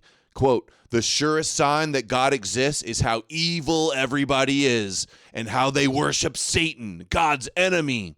these people worship dark fallen angels. When it's the fallen angels and everything's satanic panic, Jesus is the solution. Do I not say this all the time? They use the fear. The fear of Satan is the Jewish boogeyman, the villain in the story, the bad cop that leads you to the good cop and the solution. This is the kosher sandwich. And Sam, who I'm going to be nice to, even though I strongly disagree with him, he's had me on to discuss the way I see the world. But of course, this doesn't get you banned. This gets you on Alex Jones. There's no Babylonian defense league that's going to get you banned from everywhere. You can talk about Babylonians running thing all you want, and the Jews clap and go, yeah, Babylon, good one. So let's see this. Get into this and that. Well, let's do this one. Oh, I thought we had a 10-minute one.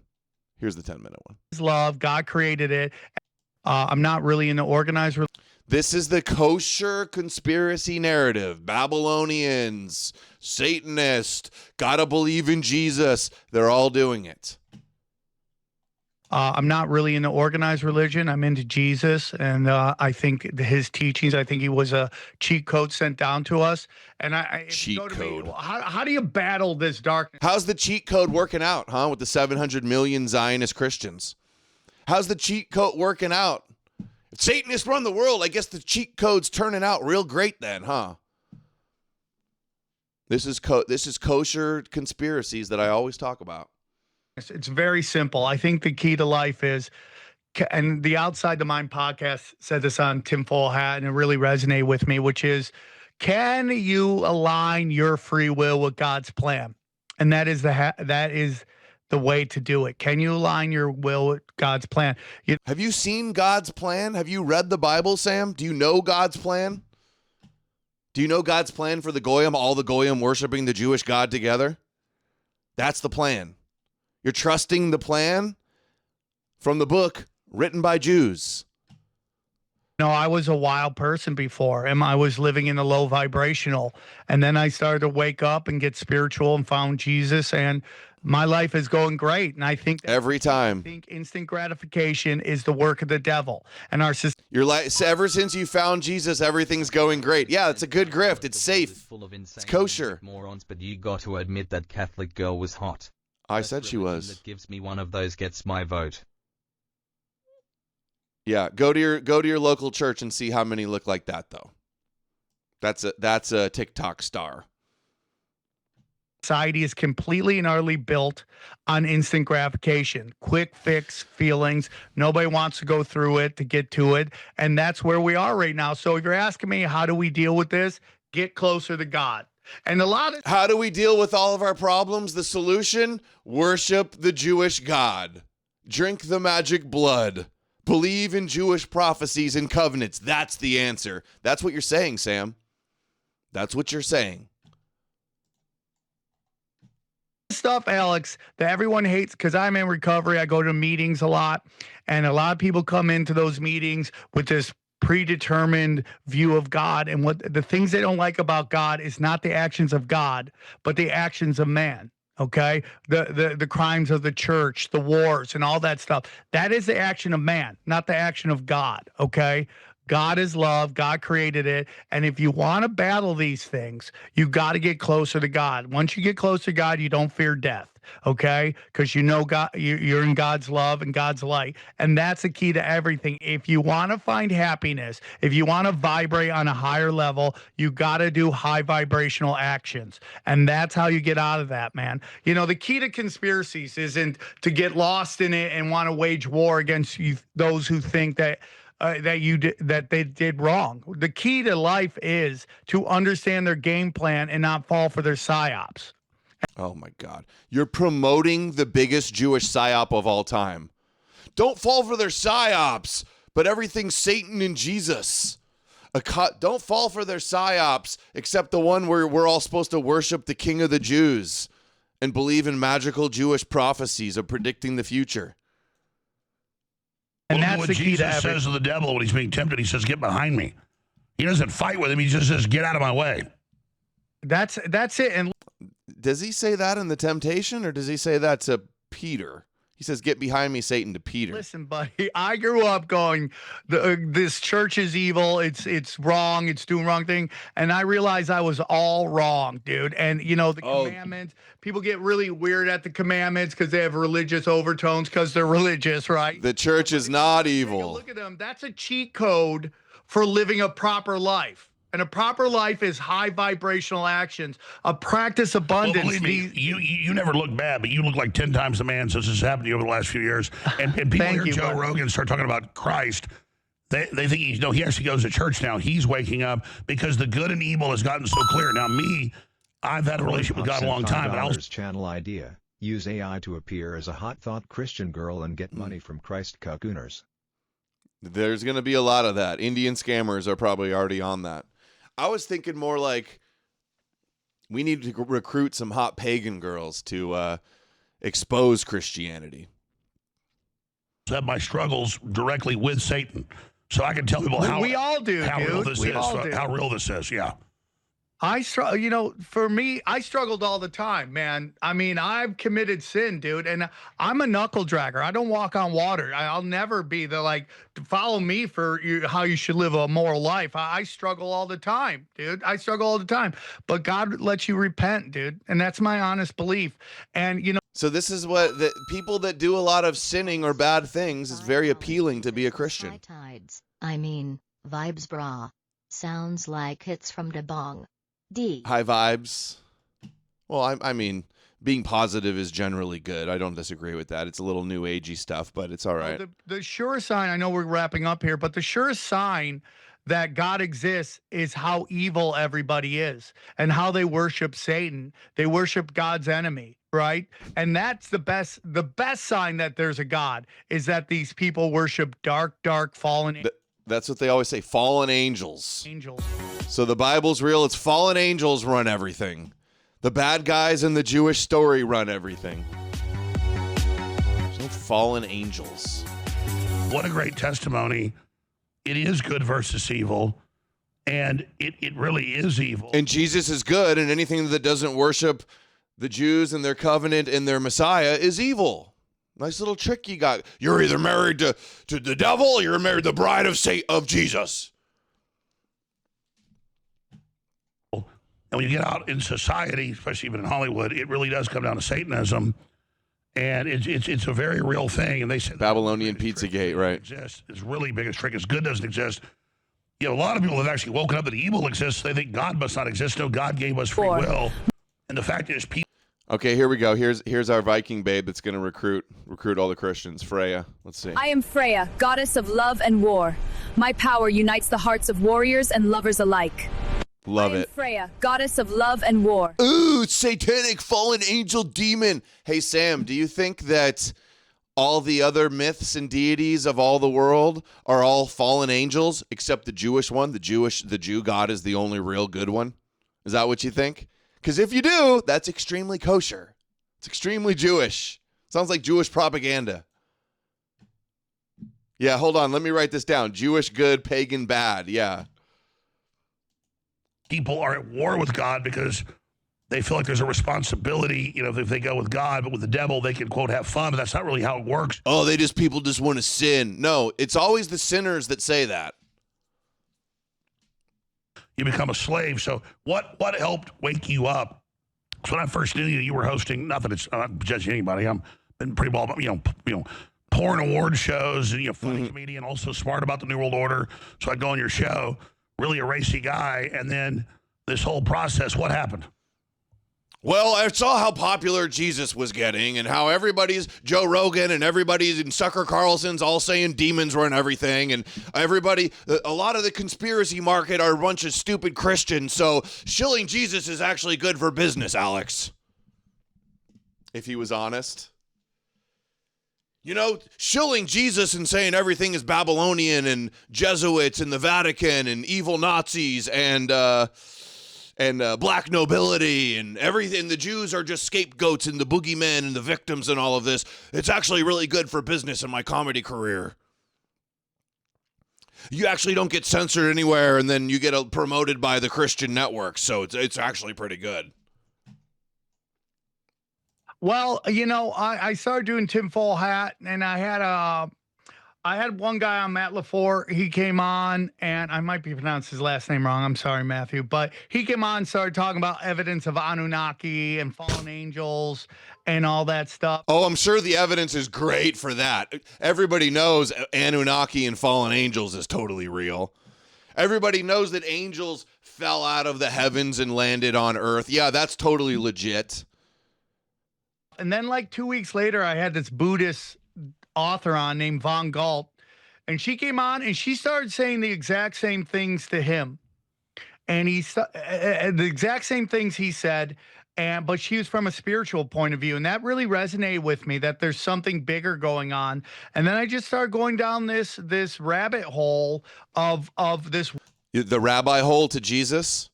I started interviewing all these kosher kooks and all their kosher conspiracies about how everything's satanic and Babylonian and fallen angels and Nephilim and Satan worshipers. And then now I realize that we all just got to believe in the Jewish Messiah as the solution. I realized that probably 3 out of 4 of the conspiracy market on the internet are a bunch of low IQ Christian idiots. war on God. And I started war on God. Dude, the Jews everywhere, the Christian Zionists, they're shoving Jesus down our throat everywhere, and you act like there's a war on God. Come on. It's a war on God. That's why it's the #1 religion in the world and the most printed book of all time, because there's a war on it. The real enemies are the enemies of Yahweh and Hashem. Then you're Amalek. Hollywood, the media is constantly waging war against Christ, and it's really they're obsessed. They go out of their way. They destroy their wealth, their lives to just get God. What are they talking about? And and to get access to the highest levels of power. That's really what it's about. They'll play ball. We're seeing all this stuff coming out about all these people who gave up their bodies, gave up their children to access power. And that to me is all these. Did you hear how he just says that? No specifics at all. Just all these people, all these things. They're obsessed. They go out of their way. They destroy their wealth, their lives to just get God. To get God and and to get access to the highest levels of power. That's really what it's about. They'll play ball. We're seeing all There's 50 different Jesus movies on Netflix. Who gave up their bodies, gave up their children to access power. And that to me is demonic. And Christ is not that. I believe Christ was sent down to teach us how to survive in this energy field, this vortex we live in, and how to vibrate on a higher level. And what teaching would that be? What how does Jesus teach you to survive? Do you have a scripture for that? How to operate? I couldn't get sober. I call a guy in the program, and he tells me that I'm trying to do it all too much at once. So, dude, I don't want to hate on Sam. I'm glad that he's sober, but this is what we hear every single time. Jesus junkies, drug addicts, degenerates. We hear this story every single time. One day at a time, and he tells me to do this little prayer. Hey, Sam, is it easier to make it in conservative internet media being pro-Christian or anti-Christian? You see all the gatekeeping and the suppression and the slander that I get? You don't get that if you shield Jesus. You get invited on all the big podcasts and you say Christ is king, it's instant following. What are you talking about? Hey, does Joe Rogan bring on people that expose Jesus, or does he bring on Christian apologists to shield Jesus, the biggest podcast in the world? And he told me to ask God for 24 hours. Just give me 24 hours of sobriety. Maybe tomorrow I'll use, but not today. And I did that, and I started doing that more and more, and it really resonated with me that, Yeah, it's replacing one addiction with the Jesus juice. I believe in manifestation, okay? And I think prayers is asking God, the universe, to help you. And during COVID, I did all these. I started doing this list of things I wanted to happen in my life. If you go back to that list in the 2020, I can't believe how many of those things have happened because I practice abundance in my life. I think the key to life is to help others, man. And I tell this story about how, like, one day I go to Carl's Jr. because I'm a fat ass, and I see these two brothers, these two guys. They always say this too. It's like, oh, I was down in the dumps. I started shilling Jesus, and then I got rich and famous. Isn't that pretty much what he just said? They look like twins. They're staring at their car, and they look like they're in trouble. I walk up to them. I go, hey, man, what's going on? They tell me their story, and their story is that they're identical twin brothers. They're gay. They just got kicked out of their house by their parents. They're living in a homeless shelter, and they have no money, and they have a flat tire. So I go, this is God talking to me to help people. So I tow their car to a tire shop. I give them a new tire, and I give them $300. A week later, I'm at a comedy club called the American Comedy Company, and this owner's a nice guy, but he used to hate me, but now I'm selling tickets, so he likes me, and we've had a great relationship ever since. And I get done with my show. It's me and Eddie Bravo. We sold out this comedy club, and I'm leaving, and he runs up to me. He's like, Sam. I'm like, what's up, Justin? I go, yeah, I heard the latest with Eddie Bravo, shilling flat earth, biblical flat earth, and Shroud of Turin. A heart attack. He's like, I already had 3. He goes, I want to give you something to you and your kids. And he hands me $1,600. And that to me is abundance, dude. If you give it away, it comes back. And I practice that all the time, dude. And that's the key to life.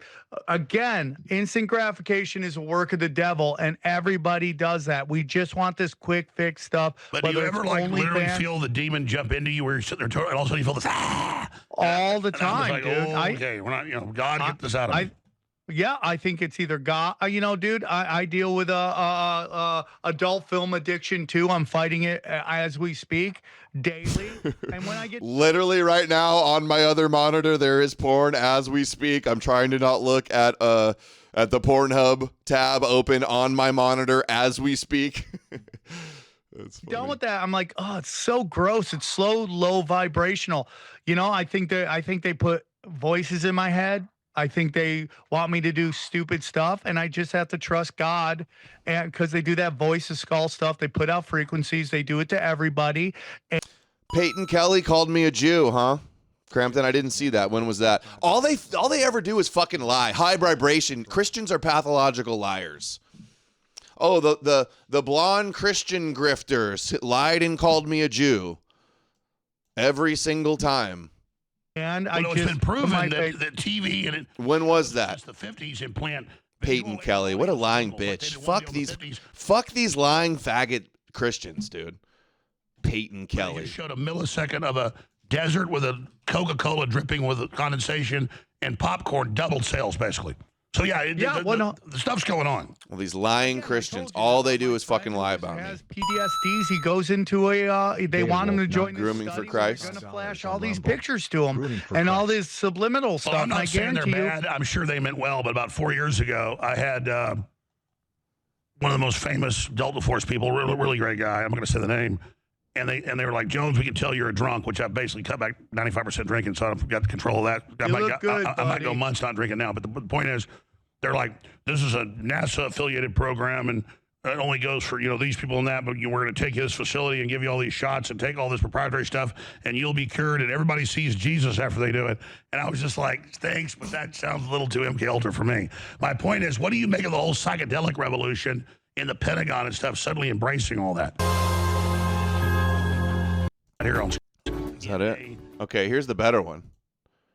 Oh, wait, we got this girl doing 190,000 for the same narrative. That's how you know that the Babylonian thing is stupid, because whenever you do it, you don't get banned anywhere and you go crazy viral. Shilling Jesus and blaming Babylon and saying Yahweh's the solution. is good for business. It's good for internet clicks. Here we go. You know, you want to get into the Jays run everything. You want to get into this and that. They're all middle management. The Zionists, the communists, the Jesuits, all that stuff, middle management. If you know their name, they're not running anything. They're just being told what to do.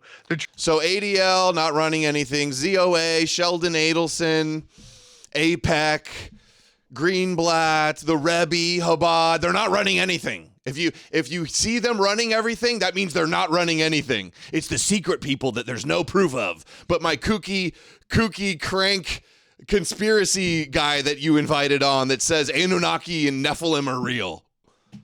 Come on. Truth of the matter is, this is an ancient death cult. It's the Babylonians. And, you know, if you take a look at the Greater Israel Project and you compare it to ancient Babylon, the maps are pretty similar. Ancient Babylon's a little bigger, but... Dude, it comes from... In the same book that says Babylon is the enemy, it says that God promised the from river to river. That's the promised land. From the Torah. Revelation says the new world government will be a new Babylon. Yeah, Rome. Revelation is talking about Rome or Edom being the Babylon that is destroyed. And it's playing out in front of us, dude. 100%. And, you know, you can get into Jeffrey Epstein, you can get into all that stuff. But when you really look at these people and really study them, they let you know the truth. And the truth is they let you know it through their symbols. I mean, Jeffrey Epstein had the owl everywhere. We see people walking around with, Chelsea Clinton walking around with the upside down cross. The upside down cross is a Christian symbol. It represents Peter being crucified upside down. You think that the upside down cross is satanic? It's a Christian symbol. Epstein had an owl. That's your proof of the Jews not having power, and it's the Babylonians. Funny, Ian Carroll was just on with Rabbi Roseanne saying, oh, it's not the Jews, it's Christians, it's Satanist. It's satanic Nazis are actually running everything. They just hate God. The real people, evil people, are the one that hate the Jewish God. You know, over time, the symbolism, the colors, the checker boards. This is ancient Babylon. Dude, Babylon. They're not actually believing the Torah. It's secret Babylonians, man. They get behind closed doors at their Illuminati meetings, and they're like, we don't believe in any of this Abrahamic stuff. Let's hail Babylon. It's fucking stupid. There's no evidence for that at all. All you're doing is deflecting away from the real power structure.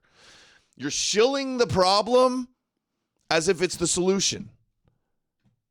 They worship ancient Babylon. They want to bring back the old gods, Mithras, Moloch, and all of them, Baphomet. They want pagan gods bad, Jewish God good. Dude, you sound so Jewish right now, Sam. This is a completely kosher narrative. Them all back, but they can't come out and say it in the open because we'd probably lynch them. Well, remember how the Germans brought back and Hitler brought back the wall of Pergamon and the seat of Satan from Babylon and rebuilt it in Germany. People never even talk about that. 100%. No. And you know, the what? These Nazis, and you know, everybody's called a Nazi here. So now the Nazis are the Babylonian conspiracy too. And there, but if you really study these Nazis and this whole notion that we kind of captured them, brought them here, I think they crip walked here. You know, I mean, because they got here and they didn't change their names. If you're really hiding from prosecution, you would change your name. And when you go into the witness program, not every German citizen was hiding from prosecution. So it's Jews are just the boogeyman and the middleman and not running anything. And it's really all secret Babylonians that we don't know who they are and can never know who they are. But there's owls around or a checkerboard. Like that's your proof. But but the Nazis, they're definitely a Babylonian conspiracy too. Satanic, occult, Babylonian Nazis. Change your name. None of these guys changed their name. Real edgy. Well, that's another thing. They had Simon Wiesenthal would hunt down a few fake Nazis.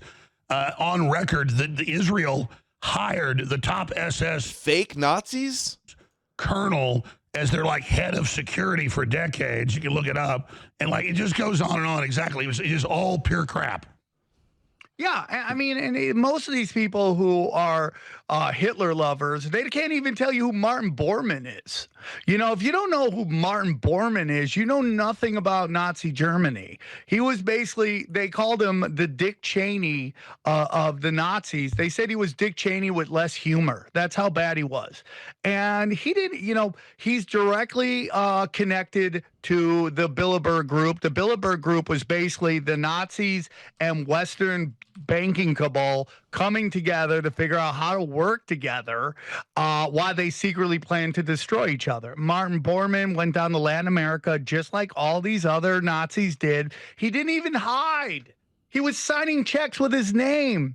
The Martin Bormann Brotherhood basically ran everything, dude. They created shell companies. Dude, the Nazis run everything. It's the Nazis and the Babylonians, just not the Jews, man. They're the victims. We just all got to worship.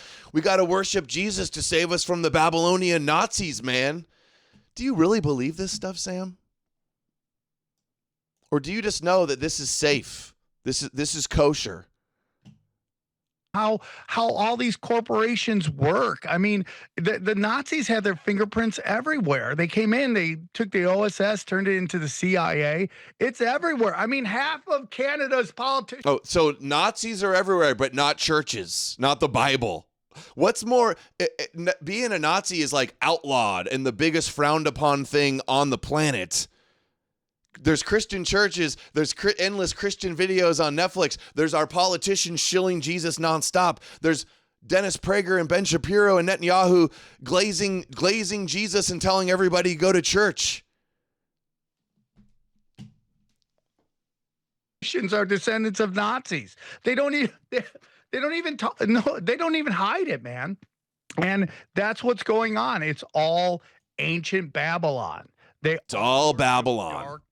Dark entities, and they can't come out and say that because we would lose it if we really knew what they were into. So the point is that nobody's saying it. We don't know who they are, and there's no evidence of it, but they're out there. They're the secret shadow. This is what the same thing people do with Illuminati or Frankist or Sabbateans. All of these different, or reptilians or aliens or fallen angels, right? All of this is just deflection away. He hits right, Jack Stone. He hits every single kosher conspiracy there is. And I don't want to attack Sam. He's said nice things about me. He's had me on his popular podcast. I can't help it though. This is wrong. This is propaganda, and I'm disagreeing. Which is sacrificing, children and stuff like that, we would lose our mind. So they have to do it quietly. And, child sacrifice, Dude, Jesus is a story of God sacrificing his child. Neo-Nazi death zombies from outer space, basically, yeah. Is the entrance into the highest levels of power. The government ears. Beginning is beautiful, dude. You've been a classic for a long time. It was that. You want to get into. Okay, there we go. Look, here's this girl, too. Let's hear this girl. 190,000. You're really hitting the powers that be when you go crazy super viral. Let's hear this one. Corn Pop. Sent $5. So according to Tripoli, God is real after you get a return on an investment for a good thing you have done? Why did I expect a better explanation than this from this? Right. Jack Stone says anything to run cover for the root of the problem, Judaism, Torah, and Bible prophecy. Absolutely. They get everything wrong, get you chasing ghosts, get you confused and distracted, and then herd you towards being a Shabbos Goy, worshiping the Jewish Messiah. All right, let's see this girl. Ones controlling the world. You think the Jews are the ones controlling the world? Well, you're not entirely wrong. But what if I told you there are families that are even more powerful who are enslaving humanity, and the Jews are their fall guy? So they're the victims. The hidden hand? Well, that would be the 13 families that control the Vatican, Jesuits, and the Knights of Malta. Pope Boniface VIII created the Unum Sanctum papal bull which is an express trust claiming all the souls on this planet. The most powerful and elite families today They own our are the souls. Farnese and the Orsini bloodlines. For reference, the Rothschilds come from the Farnese bloodline, and Queen Elizabeth comes from the Orsini bloodline.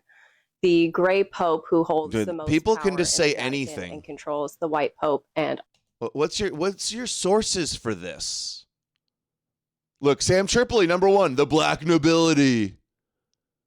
It's black nobility, man. It's not the Jews. The Vatican. Dude, the Vatican was the Jews implanting a Jewish religion in Rome. She's going to read to us. Yeah, she's just citing like who did the books?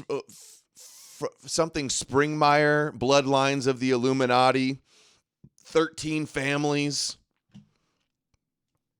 all the black popes is Pepe Orsini. The Medici family controls the media and medicine, shocking, based on their name. And the Colonna bloodline is where Christopher Fritz Springmeyer, yeah. And it's also the family that controls the District of Columbia. Are you seeing the pattern yet? This is just trash that she regurgitated from that one flat earther dude. What's his name? I know Sam. I've clipped Sam interviewing the guy that says the exact same thing. I'll search US Sam and probably find also it. have ties to these bloodlines or the Jesuits. The money, the banks, the government, they all tie back to these ancient and elite Italian and Persian bloodlines. All modern religions were created and controlled by these powerful families as well. Whether it's No, Christianity was started by Paul, Peter, and James. That's who started Christianity. What are you going to say? It's secret Roman Babylonian families or something that invented it? It's Islam, Judaism, or Christianity. These religions that used to be more scientific and literally based. See? So those religions aren't the problem. We're not going to criticize those religions that in our face everywhere actually have the power in the world. No, we're going to deflect away from them and say that they're just subverted, or it's actually these all shadowy groups behind them, which is only running cover for the Abrahamic religions. Have become perverted by Babylonian occultists who There it worship is. Saturn. Saturn. Oh, they've been perverted. Keep up the good work, Adam. This idiotic mythology needs to end. It's been perverted by the Babylonian mystery religions and the Saturn worshippers. They don't worship Yahweh, they worship Saturn. They don't believe in the Torah, they worship Moloch. It's just like, dude, you're just deflecting away from reality.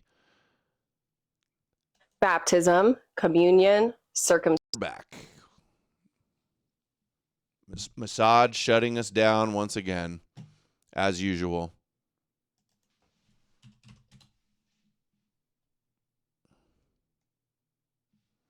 All right. It was just getting to the best part. Oh, they're satanic. If you say things are satanic and Babylonian, that's Jewish propaganda. Those are Jewish villains in a Jewish story. I don't know if you can fast forward these. Well, you're not entirely wrong. But what if I told you there are families that are even more powerful who are enslaving humanity, and the Jews are their fall guy? So who is the hidden hand? Well, that would be the 13 families that control the Vatican, Jesuits, and the Knights of Malta. Pope Boniface VIII created the Unum Sanctum papal bull, which is an express trust claiming all the souls on this planet. The most powerful and elite families today are the Farnese and the Orsini bloodlines. For reference, the Rothschilds come from the Farnese bloodline, and Queen Elizabeth comes from the Orsini bloodline. The Gray Pope, who holds the most power in the Vatican and controls the White Pope and all the Black Popes, is Pepe Orsini. The Medici family controls the media and medicine, shocking, based on their name. And the Colonna bloodline is where Christopher Columbus is from. And it's also the family that controls the District of Columbia. Are you seeing the pattern yet? All US presidents also have ties to these bloodlines or the Jesuits. The money, the banks, the government, they all tie back to these ancient and elite Italian and Persian bloodline. All modern religions were created and controlled by these powerful families as well, whether it's Islam, Judaism, or Christianity. These religions that used to be more scientific and literally based have become perverted by Babylonian occultists who worship Saturn. Baptism, communion, circumcision, when you really look at them objectively, they're occult rituals. When you start to truly unravel the dark forces behind every war, atrocity, and inquisition, they always tie back to these satanic murderers who practice black magic, pedophilia, and human sacrifice. Satanic These are the families sacrifice. that are truly behind the New World Order agenda, and they're trying to create World War III between the Muslims and the Jews. Dude, that's Gog and Magog. That's from Ezekiel. It's a giant ritual sacrifice. When you look to DC, all you see are Roman structures. Uh-oh, And it Edom. shows you who's truly behind all of the atrocities. Oh, it's secretly Edom. And our government. Our country has been controlled by Rome since its inception. Oh, I guess we're Edom then. Judaism and Zionism have become satanic cults. Satanic, only focus not on Yahweh them, we're only cults. playing into the hands of the people behind them who are even worse. Stop letting them operate in the shadows. Or else you're just don't furthering focus on Zionism and So you think Judaism. the Jews are the ones It's Babylonians. sacrifice. Saturn is seen as a malevolent force. It represents the underworld and the subconscious mind. The ancient Romans would celebrate a festival called Saturnalia, which was a week-long festival defined by the subversion of social structures. People could say and do whatever they wanted, including slaves. This would also involve a lot of ritual sacrifice, gift giving. Christianity co-opted all of the pagan traditions and holidays and themes into Christianity to better convert them. Etc. This week-long festival was held around the winter solstice, which is 80,000 on Instagram. Christmas, Saturn, Santa, all tatted up. Bel, Kronos, Moloch, Elohim, they're all names for Saturn. You find this same astrological worship all over the world, just with different names and practices. So how does this all relate to Islam, Christianity, and Judaism? Jack Stone says it's wild they created all this disinformation to protect the root. This is boomer slop. Yep. Well, first we have to start by referencing this hexagonal storm that's They on did not Saturn. know that was there. In many religions, this is represented as a black cube. It's not even a cube. In Christianity, the cross is a cube that's unfolded. Yeah, Kabbalah cults. And It's Kabbalah Yahweh cults, not Satan cults. Satan is the fake Jewish boogeyman. Islam, it's the Kaaba, which people walk circles around, signifying the rings of Saturn. You can run around saying they're secret Saturn worshipers all you want. I know David Icke does that a lot too. Where does that get you? It's Bible believers. They believe the Bible. There's not like some, what good does that even do? Yeah, rehashing 20-year-old. This is the same shit that Jordan Maxwell stuff used to always say. Like, even if, because Judaism's not real, it's not original, it's influenced by older religions, it goes nowhere. So it's a limited hangout. So if we're not addressing the Bible and Bible prophecy and the God of Israel, you're not addressing the actual power structure. Calling it satanic, calling it Saturn, calling it Babylonian does nothing to do to stop the actual power structure. The synagogues, the churches, and the mosques. All to avoid criticizing Judaism. In Judaism, you can see it in the Star of David. You can also see it in the phylacteries that Jewish men will wear when they pray. If this video only served to trigger you, it might be time to recognize that You're in a cult. All Abrahamic religions practice Saturn worship. All right. So that is the kosher narrative. You think Christians invented Jews? That's funny. All right. 2.5 hours. We didn't hit the goal. Disappointing. So we'll see if I'm back tomorrow. I don't know. But appreciate everybody that did donate. And I guess if I don't stream, you can go watch your globalist, Bilderberg's secret Babylonian, Nazi, Jesuit, black nobility, Nephilim, fallen angel, reptilian, everything but Yahweh and Moshiach and prophecy as a conspiracy. Good luck with that. And I'll see you soon. They sure know how to scapegoat.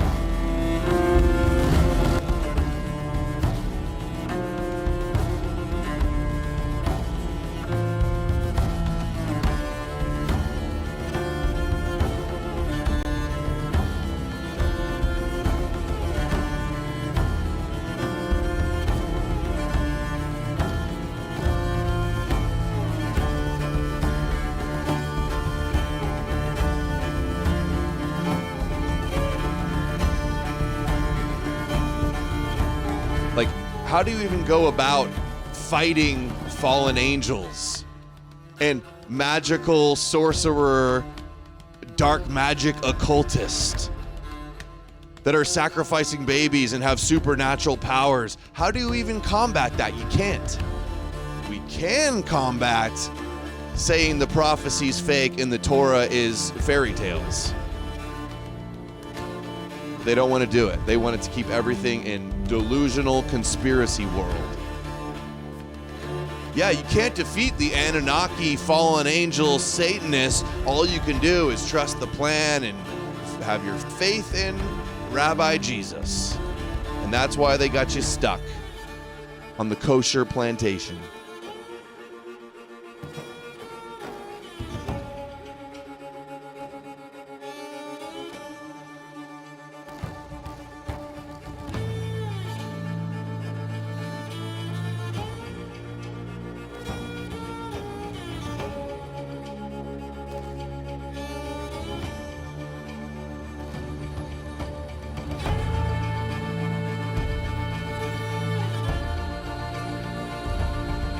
It leaves us helpless and demoralized and unable to do anything. You don't even know who they are. You don't even know where they're at. There's no institution. There's no face. There's no organization. There's no text. It's a ghost that you can't get. Just chasing your tail forever.